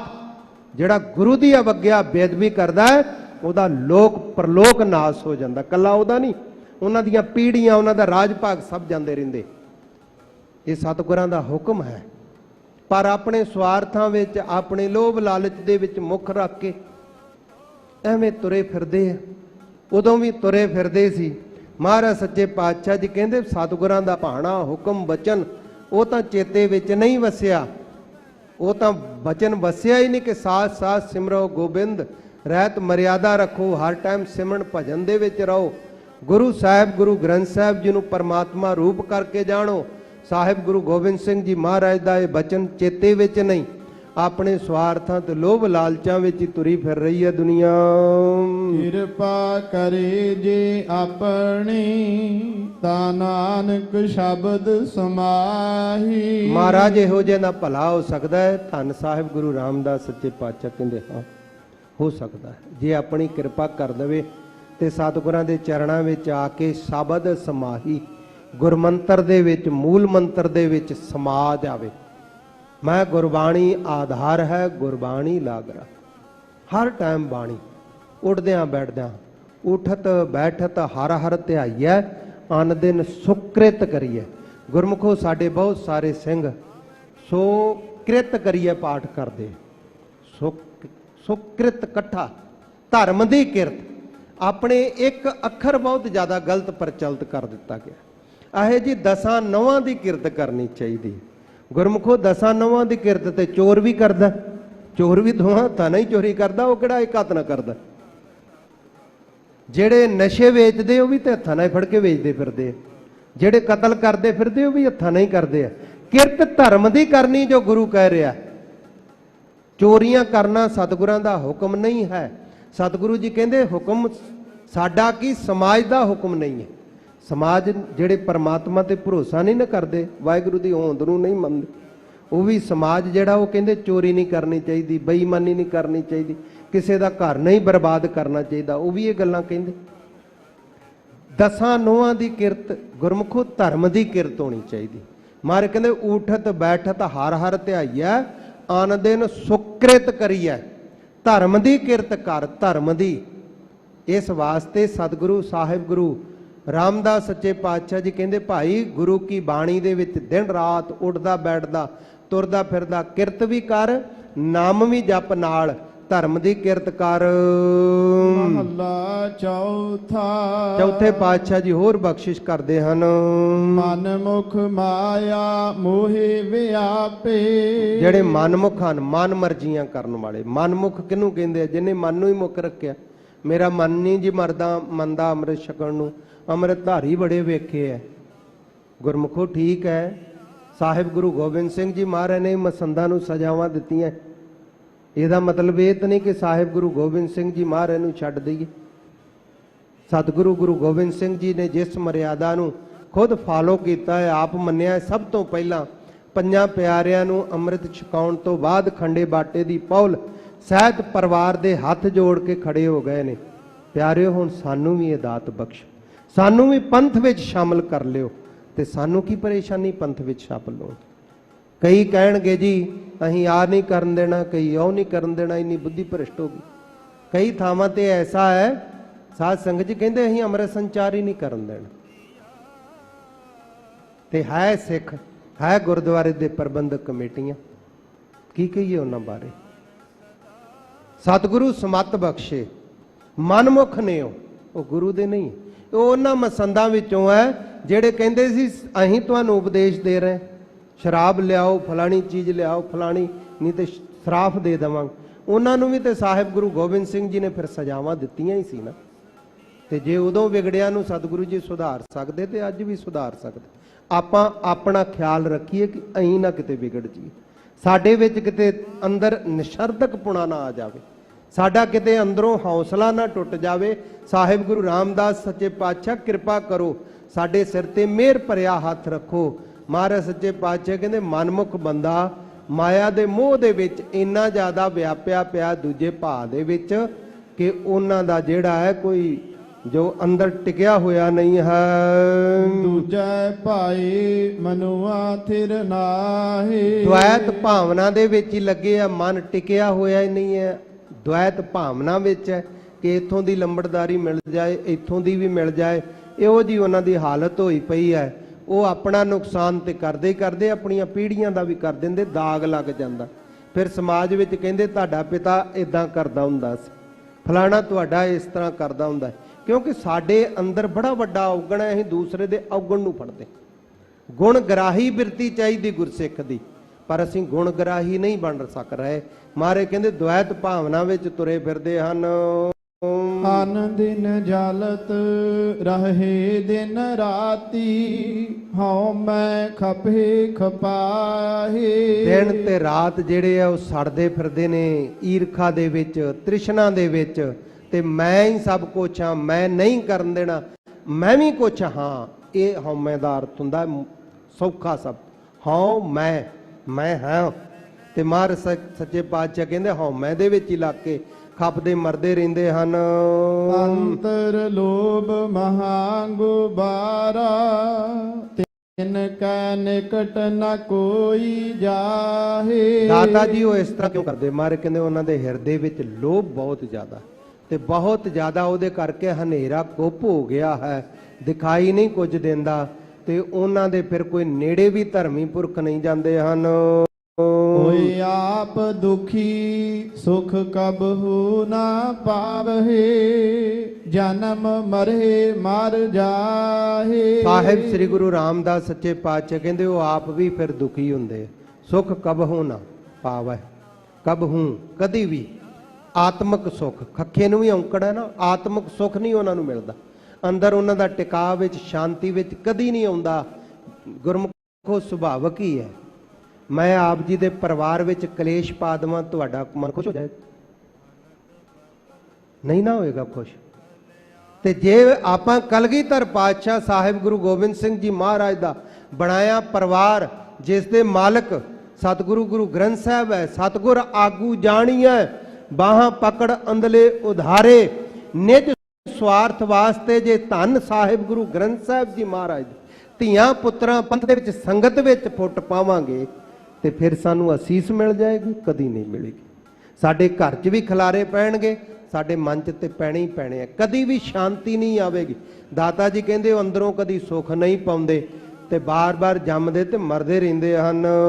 ਨਾਨਕ ਬਖਸ਼ ਲਏ ਪ੍ਰਭ ਸਾਚਾ, ਜੇ ਗੁਰ ਚਰਣੀ ਚਿਤ ਲਾਹੇ। ਸਤਿਗੁਰੂ ਸਾਹਿਬ ਸ੍ਰੀ ਗੁਰੂ ਰਾਮਦਾਸ ਸੱਚੇ ਪਾਤਸ਼ਾਹ ਐਸੇ ਬੰਦਿਆਂ ਦਾ ਭਲਾ ਹੋ ਹੀ ਨਹੀਂ ਸਕਦਾ। ਫਿਰ ਮਾਰੇ ਕਹਿੰਦੇ ਨਹੀਂ, ਭਲਾ ਹੋ ਸਕਦਾ ਹੈ ਜੇ ਸਤਿਗੁਰਾਂ ਦੇ ਚਰਣੀ ਆ ਕੇ ਸੰਗਤ ਵਿੱਚ ਖਲੋ ਕੇ ਤੇ ਮਾਫੀ ਮੰਗਣ ਕਿ ਅਸੀਂ ਹੁਣ ਤੱਕ ਆ ਗਲਤੀਆਂ ਕੀਤੀਆਂ। ਪਹਿਲਾਂ ਸੰਗਤ ਵਿੱਚ ਮਾਫੀ ਮੰਗਣ, ਫਿਰ ਪੰਜਾਂ ਪਿਆਰਿਆਂ ਦੇ ਪੇਸ਼ ਹੋ ਕਰਕੇ ਖੰਡੇ ਬਾਟੇ ਦੀ ਪੋਲ ਛਕਣ ਤੇ ਗੁਰੂ ਦੇ ਹੁਕਮ ਵਿੱਚ ਨਿਮਾਣੇ ਬਣ ਕੇ ਜੋੜੇ ਝਾੜਨ, ਭਾਂਡੇ ਮਾਂਜਣ, ਹੋਰ ਚੌਧਰਤਾ ਵਾਲੀਆਂ ਸੇਵਾ ਨਹੀਂ, ਨਿਮਰਤਾ ਵਾਲੀਆਂ ਸੇਵਾਵਾਂ। ਟਾਇਲਟਾਂ ਨੂੰ ਸਾਫ਼ ਕਰਨਾ, ਝਾੜੂ ਦੇਣਾ, ਚਰਨ ਗੰਗਾ ਸਾਫ਼ ਕਰਨੀ, ਐਸੀਆਂ ਜੇ ਸੇਵਾਵਾਂ ਕਰਨਗੇ ਨਾ ਤੇ ਮਹਾਰਾਜ ਕਹਿੰਦੇ ਉਹ ਪ੍ਰਭੂ ਪਰਮਾਤਮਾ ਜੇ ਬਖਸ਼ ਲਏ ਤੇ ਬਖਸ਼ ਲਵੇ ਤੇ ਹੋਰ ਕੋਈ ਨਹੀਂ ਉਹਨਾਂ ਨੂੰ ਬਖਸ਼ ਨਹੀਂ ਸਕਦਾ ਹੈ। ਜੇ ਗੁਰੂ ਸਾਹਿਬ ਜੀ ਦੇ ਚਰਨਾਂ ਵਿੱਚ ਨਾਮ ਸਿਮਰਨ ਦੇ ਵਿੱਚ ਹਰ ਟਾਈਮ ਚਿੱਤ ਲਾ ਕੇ ਹਾਥ ਪਾਉ ਕਰ ਕਾਮ ਸਭ ਚੀਤ ਨਿਰੰਜਨ ਨਾਲ, ਇਸ ਤਰ੍ਹਾਂ ਜੇ ਸੇਵਾ ਕਰਨ। ਮੌੜੀ ਸੰਤ ਭਗਤ ਪਰਵਾਣ, ਜੋ ਪ੍ਰਭ ਪਾਇਆ। ਸਾਹਿਬ ਗੁਰੂ ਰਾਮਦਾਸ ਸੱਚੇ ਪਾਤਸ਼ਾਹ ਜੀ ਕਿਰਪਾ ਕਰਦੇ, ਕਿਉਂਕਿ ਉਹ ਸੋਰਠ ਦੀ ਵਾਰ ਹੈ। ਇਹ ਸਾਹਿਬ ਗੁਰੂ ਰਾਮਦਾਸ ਸੱਚੇ ਪਾਤਸ਼ਾਹ ਜੀ ਦੀ ਉਚਾਰਨ ਕੀਤੀ ਹੈ। ਪੌੜੀਆਂ ਵੀ ਸਾਰੀਆਂ ਹੀ ਉਹਨਾਂ ਦੀਆਂ। ਸ਼ਲੋਕ ਤੇ ਮਹੱਲੇ ਸਤਿਗੁਰੂ ਗੁਰੂ ਅਮਰਦਾਸ ਸੱਚੇ ਪਾਤਸ਼ਾਹ ਜੀ ਦੇ ਵੀ ਵਿੱਚ ਆਏ ਨੇ, ਚੌਥੇ ਪਾਤਸ਼ਾਹ ਜੀ ਦੇ ਵੀ ਹਨ, ਤੇ ਪਰ ਪੌੜੀਆਂ ਜਿਹੜੀਆਂ ਸਾਰੀਆਂ ਉਹ ਸਾਹਿਬ ਗੁਰੂ ਰਾਮਦਾਸ ਸੱਚੇ ਪਾਤਸ਼ਾਹ ਜੀ ਦੀਆਂ ਹਨ। ਪੌੜੀ ਵਿੱਚ ਹੁਣ ਮਹਾਰਾਜ ਜੀ ਦੱਸਦੇ ਭਾਈ ਸੰਤ ਉਹ ਹਨ, ਭਗਤ ਉਹ ਹਨ, ਪ੍ਰਵਾਨ ਅਨੇਕ ਜੋ ਪ੍ਰਭ ਪਾਇਆ, ਜਿਨ੍ਹਾਂ ਨੂੰ ਪ੍ਰਭੂ ਪਰਮਾਤਮਾ ਪਾਉਂਦਾ ਹੈ। ਭਾਵ ਜਿਹੜੇ ਵਾਹਿਗੁਰੂ ਨੂੰ ਵੀ ਪਿਆਰ ਕਰਦੇ। ਮੜੀਆਂ ਦਾ ਸੰਤ ਹੈ, ਕੋਈ ਦੁਨੀਆ ਦਾ ਸੰਤ ਹੈ ਕਿ ਕਿਤੇ ਮੇਰੇ ਚੇਲੇ ਹੀ ਨਾ ਰੁੱਸ ਜਾਣ, ਕੋਈ ਕਿਸੇ ਦਾ ਸੰਤ ਬਣਿਆ, ਪਰ ਜਿਹੜੇ ਵਾਹਿਗੁਰੂ ਦੇ ਸੰਤ ਨੇ, ਜਿਨ੍ਹਾਂ ਸਾਸ ਗਿਰਾਸ ਨਾ ਵੀਸਰੈ, ਹਰ ਨਾਮਾ ਮਨ ਮੰਤੋ, ਧੰਨ ਸੇਈ ਨਾਨਕਾ ਪੂਰਨ ਸੋਈ ਸੰਤ। ਉਹ ਸੰਤ ਨੇ ਜਿਹੜੇ ਸਵਾਸ ਸਵਾਸ ਸਿਮਰਨ ਕਰਦੇ, ਜਿਹੜੇ ਹਰ ਟਾਈਮ ਨਾਮ ਬੰਦਗੀ ਦੇ ਵਿੱਚ ਰਹਿੰਦੇ ਆ। ਐਸੇ ਜਿਹੜੇ ਸੰਤ ਤੇ ਭਗਤ ਹਨ, ਭਗਤ ਕਬੀਰ ਸਾਹਿਬ ਜੀ, ਭੈ ਗਤ, ਜਿਨ੍ਹਾਂ ਦਾ ਭੈ ਹੀ ਦੂਰ ਹੋ ਗਿਆ ਹੈ ਕਿ ਸੰਗਤ ਨਾ ਰੁੱਸ ਜਾਵੇ। ਨਹੀਂ, ਮਰਿਆਦਾ ਜੋ ਹੈ, ਜੋ ਮਰਿਆਦਾ ਹੈ ਉਹ ਕਹਿਣੀ ਭਾਈ, ਨਹੀਂ ਇਹ ਮਰਿਆਦਾ ਨਹੀਂ, ਮਰਿਆਦਾ ਵਿੱਚ ਚੱਲੇ। ਬਚਨ ਚੇਤੇ ਆ ਗਿਆ, ਬਾਬਾ ਸੰਤੋਖ ਸਿੰਘ ਜੀ ਜੋਤੀ ਸਰੂਪ ਵਾਲੇ ਸੱਚਖੰਡ ਸੁਭਾਇਮਾਨ ਹੋ ਗਏ। ਇੱਕ ਫੈਕਟਰੀ ਦਾ ਮਾਲਕ ਆਇਆ, ਫੈਕਟਰੀ ਨਹੀਂ ਚੱਲਦੀ, ਕੁਝ ਲੱਖ ਰੁਪਏ ਰੱਖੇ ਤੇ ਫਤਿਹ ਬੁਲਾਈ। ਮਹਾਂਪੁਰਖ ਚੁੱਪ ਰਹਿ, ਕਹਿੰਦਾ ਜੀ ਅਰਦਾਸ ਕਰੋ, ਕਹਿੰਦੇ ਲੈ ਜਾ, ਸਾਨੂੰ ਹੀ ਲੋੜ ਹੈਗੀ। ਚਲੇ ਗਿਆ, ਦੁਬਾਰਾ ਫਿਰ ਆਇਆ, ਫਿਰ ਮੋੜ ਦਿੱਤਾ। ਹੁਣ ਜਿਹੜੇ ਪ੍ਰਬੰਧਕ ਹੁੰਦੇ ਵਿਚਾਰੇ, ਉਹਨਾਂ ਨੂੰ ਫਿਕਰ ਹੁੰਦਾ ਖਰਚੇ ਬੜੇ, ਤੇ ਉਹ ਕਹਿਣ ਲੱਗੇ ਬਾਬਾ ਜੀ ਉਹ ਬਾਰ-ਬਾਰ ਹੁੰਦਾ, ਤੁਸੀਂ ਮੋੜ ਦਿੰਦੇ। ਕਹਿੰਦੇ ਜਾਵੇਗਾ ਕਿੱਥੇ, ਫਸਿਆ ਹੀ ਇਹੋ ਜਿਹਾ, ਇੱਥੇ ਹੀ ਆਏਗਾ। ਗੁਰੂ ਦੇ ਦਰ ਤੋਂ ਬਗੈਰ ਛੁਟਕਾਰਾ ਨਹੀਂ ਹੁੰਦਾ ਹੈਗਾ। ਤੀਜੀ ਵਾਰ ਜਦੋਂ ਆਇਆ ਤੇ ਕਹਿੰਦੇ ਬਹਿ ਜਾ, ਕਹਿੰਦਾ ਜੀ ਸੇਵਾ ਲੈ ਲਓ, ਪਰ ਕਹਿੰਦੇ ਪਹਿਲਾਂ ਸੱਚੋ ਸੱਚ ਦੱਸ ਕਰਦਾ ਕੀ ਹੈ। ਕਹਿੰਦਾ ਜੀ ਮੇਰੀ ਫੈਕਟਰੀ ਹੈ। ਪਹਿਲਾਂ ਤੇ ਕਿਸੇ ਸਾਧੂ ਸੰਤ ਆਮ ਗਿਆਨੀ ਰਾਗੀ ਢਾਡੀ ਦੀ ਹਿੰਮਤ ਨਹੀਂ ਹੈਗੀ ਕਿਸੇ ਨੂੰ ਕਾਰੋਬਾਰ ਪੁੱਛ ਲਈ, ਤੁਹਾਡਾ ਕਾਰੋਬਾਰ ਕੀ? ਗੁਰਮੁਖੋ ਗਲਤ ਕਾਰੋਬਾਰ ਦੀ ਆਮਦਨੀ ਖਾਵਾਂਗੇ, ਬੁੱਧੀ ਭ੍ਰਿਸ਼ਟ ਹੋ ਜੇ। ਸਤਿਗੁਰਾਂ ਦੇ ਹੁਕਮ ਨਹੀਂ ਹੈ, ਗਲਤ ਕਿਰਤ ਦਾ ਗਲਤ ਅਸਰ ਪਏਗਾ। ਕਹਿਣ ਲੱਗਾ ਜੀ ਫੈਕਟਰੀ ਹੈ। ਕਹਿੰਦੇ ਤੇਰੇ ਜਿੰਨੇ ਮੁਲਾਜ਼ਮ ਹੈ ਉਹਨਾਂ ਨੂੰ ਤਨਖਾਹ ਪੂਰੀ ਦਿੰਦਾ? ਚੁੱਪ, ਬੋਲਿਆ ਨਹੀਂ। ਫਿਰ ਕਹਿੰਦੇ ਦੇਣਾ ਤਨਖਾਹ? ਕਹਿੰਦਾ ਜੀ ਦੇ ਦਾਂਗੇ। ਮਹਾਂਪੁਰਖ ਫਿਰ ਬੋਲੇ, ਕਹਿੰਦੇ ਤੇਰੀ ਜਾਨ ਨੂੰ ਦਿਨ ਰਾਤ ਰੋਂਦੇ, ਅਰਦਾਸਾਂ ਕਰਦੇ, ਨਿਆਣੇ ਨਹੀਂ ਪਲਦੇ ਉਹਨਾਂ ਦੇ, ਭੁੱਖੇ ਮਰ ਰਹੇ ਬੱਚੇ, ਉਹਨਾਂ ਦੇ ਸਕੂਲਾਂ ਦੀਆਂ ਫੀਸਾਂ ਨਹੀਂ ਦਿੱਤੀਆਂ ਜਾਂਦੀਆਂ। ਮੈਂ ਤੇਰੇ ਪਾਪਾਂ ਦੀ ਕਮਾਈ ਲੈ ਲਾਂ? ਜਾ ਦੇ ਦੇ ਆਪਣੇ ਵਰਕਰਾਂ ਨੂੰ ਜਾ ਕੇ, ਮੈਨੂੰ ਨਹੀਂ ਚਾਹੀਦੀ। ਕਹਿੰਦੇ ਜੀ ਨਹੀਂ, ਆਹ ਰੱਖ ਲਓ, ਮੈਂ ਜਾਂਦਾ ਹੀ ਸਾਰਿਆਂ ਦੀਆਂ ਤਨਖਾਹਾਂ ਵਧਾ ਦਾਂਗਾ, ਕਿਰਪਾ ਕਰੋ ਅਰਦਾਸ ਕਰੋ ਮੇਰਾ ਕਾਰੋਬਾਰ ਤੁਰ ਪਏ। ਤੇ ਗੁਰਮੁਖੋ ਜੇ ਇਸ ਤਰ੍ਹਾਂ ਕੋਈ ਸਤਿਗੁਰਾਂ ਦੀ ਸ਼ਰਣੀ ਪੈਂਦਾ ਹੈ ਫਿਰ ਤੇ ਅਰਦਾਸ ਕਰਨੀ ਯੋਗ ਹੈ। ਤੇ ਜੇ ਕੋਈ ਨਸ਼ੇ ਵੇਚਦਾ ਉਹਦੀ ਅਰਦਾਸ ਕਰਾਂਗੇ ਕਿ ਮਹਾਰਾਜ ਬਰਕਤਾਂ ਪਾਓ, ਤੇ ਫਿਰ ਇਹਦਾ ਮਤਲਬ ਦੁਨੀਆ ਸਾਰੀ ਨਸ਼ਿਆਂ 'ਚ ਲੱਗ ਜੇ। ਇਹੋ ਹੀ ਮਤਲਬ ਹੈ ਨਾ ਫਿਰ। ਜਾਂ ਤੇ ਉਹਨੂੰ ਕਹੋ ਕਿ ਭਾਊ ਕਾਰੋਬਾਰ ਛੱਡ ਦੇ ਨਸ਼ਿਆਂ ਦਾ, ਤੇ ਜੇ ਨਸ਼ਿਆਂ ਨਾਲ ਕਮਾਈ ਕੀਤੀ ਉਹ ਗਰੀਬਾਂ 'ਚ ਵੰਡ ਦੇ, ਗਾਂ ਵਾਸਤੇ ਬੰਦਾ ਬਣ, ਤੇਰੀ ਅਰਦਾਸ ਕਰ ਦਾਂਗੇ। ਤੇ ਜੇ ਇਹ ਨਹੀਂ ਕਹਿ ਸਕਦੇ ਤੇ ਫਿਰ ਗੁਰਮੁਖੋ ਜਿੰਨੇ ਚਿਰ ਪਰਪੱਕਤਾ ਤਾਂ ਨਹੀਂ ਉਹਨੇ ਚਿਰ ਬਖਸ਼ਿਸ਼ ਵੀ ਨਹੀਂ ਆਉਣੀ ਸਾਡੇ ਤੇ, ਉਹਨੇ ਚਿਰ ਚੜ੍ਹਦੀ ਕਲਾ ਵੀ ਨਹੀਂ ਆਉਣੀ। ਗੱਲ ਕੌੜੀ ਹੈ ਪਰ ਸਾਡੀ ਡਿਊਟੀ ਹੈ ਬਿਮਾਰੀ ਦੱਸਣੀ ਤੇ ਉਹਦਾ ਇਲਾਜ ਵੀ ਦੱਸਣਾ। ਤੇ ਜੇ ਪੰਥੋ ਅਰਦਾਸ ਇਸ ਤਰ੍ਹਾਂ ਦੀ ਹੋਵੇਗੀ, ਜੇ ਤੇ ਇਹ ਕੰਮ ਕਰ ਲੋਗੇ ਤੇ ਠੀਕ ਹੈ, ਨਹੀਂ ਤੇ ਫਿਰ ਦਰ ਦਰ ਦੇ ਧੱਕੇ। ਸਤਿਗੁਰੂ ਸਾਹਿਬ ਸ੍ਰੀ ਗੁਰੂ ਰਾਮਦਾਸ ਜੀ ਕਹਿੰਦੇ ਭਾਈ ਭਗਤ ਉਹ ਪ੍ਰਮਾਣ ਹੈ ਜਿਹੜਾ ਭੈ ਗਤ, ਜਿਹਦੀ ਭੈ ਜਿਹੜਾ ਨਾਸ ਹੋ ਗਿਆ ਹੈ। ਸਈ ਬੇਚਖਣ ਜੰਤ ਜਿਨੀ ਹਰ ਧਿਆਇਆ। ਜਿਨ੍ਹਾਂ ਨੇ ਹਰੀ ਅਕਾਲ ਪੁਰਖ ਵਾਹਿਗੁਰੂ ਨੂੰ ਧਿਆਇਆ ਉਹਨਾਂ ਦੇ ਜੀਵ ਪਰਿਵਾਰ ਸਭ ਚੜ੍ਹਦੀ ਕਲਾ ਦੇ ਵਿੱਚ ਜੋ ਹੈ ਬਖਸ਼ਾਂ ਪ੍ਰਾਪਤ ਹੋ ਜਾਂਦੀਆਂ, ਉਹ ਸਿਆਣੇ ਹਨ। ਅੰਮ੍ਰਿਤ ਨਾਮ ਨਿਦਾਨ ਭੋਜਨ ਖਾਇਆ। ਅੰਮ੍ਰਿਤ ਮੌਤ ਤੋਂ ਰਹਿਤ ਕਰਨ ਵਾਲਾ ਨਾਮ ਜੋ ਸਦਾ ਹੀ ਅਮਰ ਕਰਨ ਵਾਲਾ ਹੈ, ਨਾ ਆਮ ਜਿਹਦੇ ਵਿੱਚ ਖੁਆਸ਼ ਪਰਪੰਚ ਨਹੀਂ, ਐਸਾ ਵਾਹਿਗੁਰੂ ਜਿਹੜਾ ਹੈ ਉਹਦਾ ਭੋਜਨ ਉਹਨਾਂ ਨੂੰ ਚੰਗਾ ਲੱਗਦਾ ਹੈ ਨਾਮ ਦਾ। ਸੰਤ ਜਨਾਂ ਕੀ ਧੂਰ ਮਸਤਕ ਲਾਇਆ। ਉਹ ਸਦਾ ਹੀ ਗੁਰੂ ਸ਼ਰਨ ਚ ਆਉਂਦੇ ਆ ਤੇ ਸੰਗਤ ਦੀ ਚਰਨ ਧੂੜ ਮੱਥੇ ਨੂੰ ਲਾਉਂਦੇ, ਜੋੜੇ ਝਾੜਦੇ, ਸੇਵਾ ਕਰਦੇ ਹਨ। ਨਾਨਕ ਭਏ ਪੁਨੀਤ ਹਰ ਤੀਰਥ ਨਾਇਆ। ਮਹਾਰਾਜ ਜੀ ਕਹਿੰਦੇ ਉਹ ਅੰਦਰੋਂ ਵੀ ਪਵਿੱਤਰ ਹੋ ਜਾਂਦੇ, ਪੁਨੀਤ ਅੰਦਰੋਂ ਵੀ ਪਵਿੱਤਰ ਹੋ ਜਾਂਦੇ, ਮਨ ਬਾਣੀ ਸਰੀਰ ਕਰਕੇ, ਤੇ ਉਹ ਪੂਰੇ ਤੀਰਥ ਬਣ ਜਾਂਦੇ ਆ। ਸਾਧ ਸੰਗਤ ਰੂਪੀ ਤੀਰਥ ਜਿਹੜੇ ਆ ਕੇ ਨਹਾਉਂਦੇ, ਗੁਰੂ ਸ਼ਰਨ ਦੇ ਵਿੱਚ ਆ ਕੇ ਕਥਾ ਕੀਰਤਨ ਸੁਣਦੇ, ਬਾਣੀ ਸੁਣਦੇ ਹਨ, ਉਹਨਾਂ ਤੇ ਇਹ ਬਖਸ਼ਾਂ ਹੁੰਦੀਆਂ ਹਨ। ਇਹ ਸਤਿਗੁਰਾਂ ਨੇ ਕਿਰਪਾ ਕੀਤੀ ਹੈ। ਦਾਸ ਪਾਸੋਂ ਕਥਾ ਕਰਦਿਆਂ ਬੇਅੰਤ ਬੇਅੰਤ ਭੁੱਲਾਂ ਹੋਈਆਂ ਭੁੱਲਾਂ ਦੀ ਮੁਆਫੀ ਬਖਸ਼ਣੀ, ਅੱਗੇ ਵਾਸਤੇ ਸਮਤ ਬਖਸ਼ਣੀ। ਸਾਧ ਸੰਗਤ ਜੀ ਚੜ੍ਹਦੀ ਕਲਾ ਦੇ ਨਾਲ ਗੁਰਮਤਿ ਪ੍ਰਚਾਰ ਕਰਨ ਦਾ ਜੋ ਹੈ ਬਲ ਬਖਸ਼ਣਾ, ਅਰਦਾਸ ਕਰਨੀ। ਧੰਨ ਸਾਹਿਬ ਗੁਰੂ ਰਾਮਦਾਸ ਸੱਚੇ ਪਾਤਸ਼ਾਹ ਜੀ ਕਿਰਪਾ ਕਰਨ, ਡਰ ਤੋਂ ਰਹਿਤ ਹੋ ਕੇ ਚੜ੍ਹਦੀ ਕਲਾ ਨਾਲ ਗੁਰਮਤਿ ਪ੍ਰਚਾਰ ਕਰਨ ਦਾ ਬਲ ਬਖਸ਼ਣ। ਸਿੰਘ ਸਾਹਿਬ ਜੀ ਦਾ, ਸਮੂਹ ਸੰਗਤਾਂ ਦਾ, ਗੁਰਮੁਖਾਂ ਦਾ ਬਹੁਤ ਬਹੁਤ ਧੰਨਵਾਦ ਜੀ। ਸੰਤ ਜਨਾਂ ਕੀ ਧੂਰ ਮਸਤਕ ਲਾਇਆ।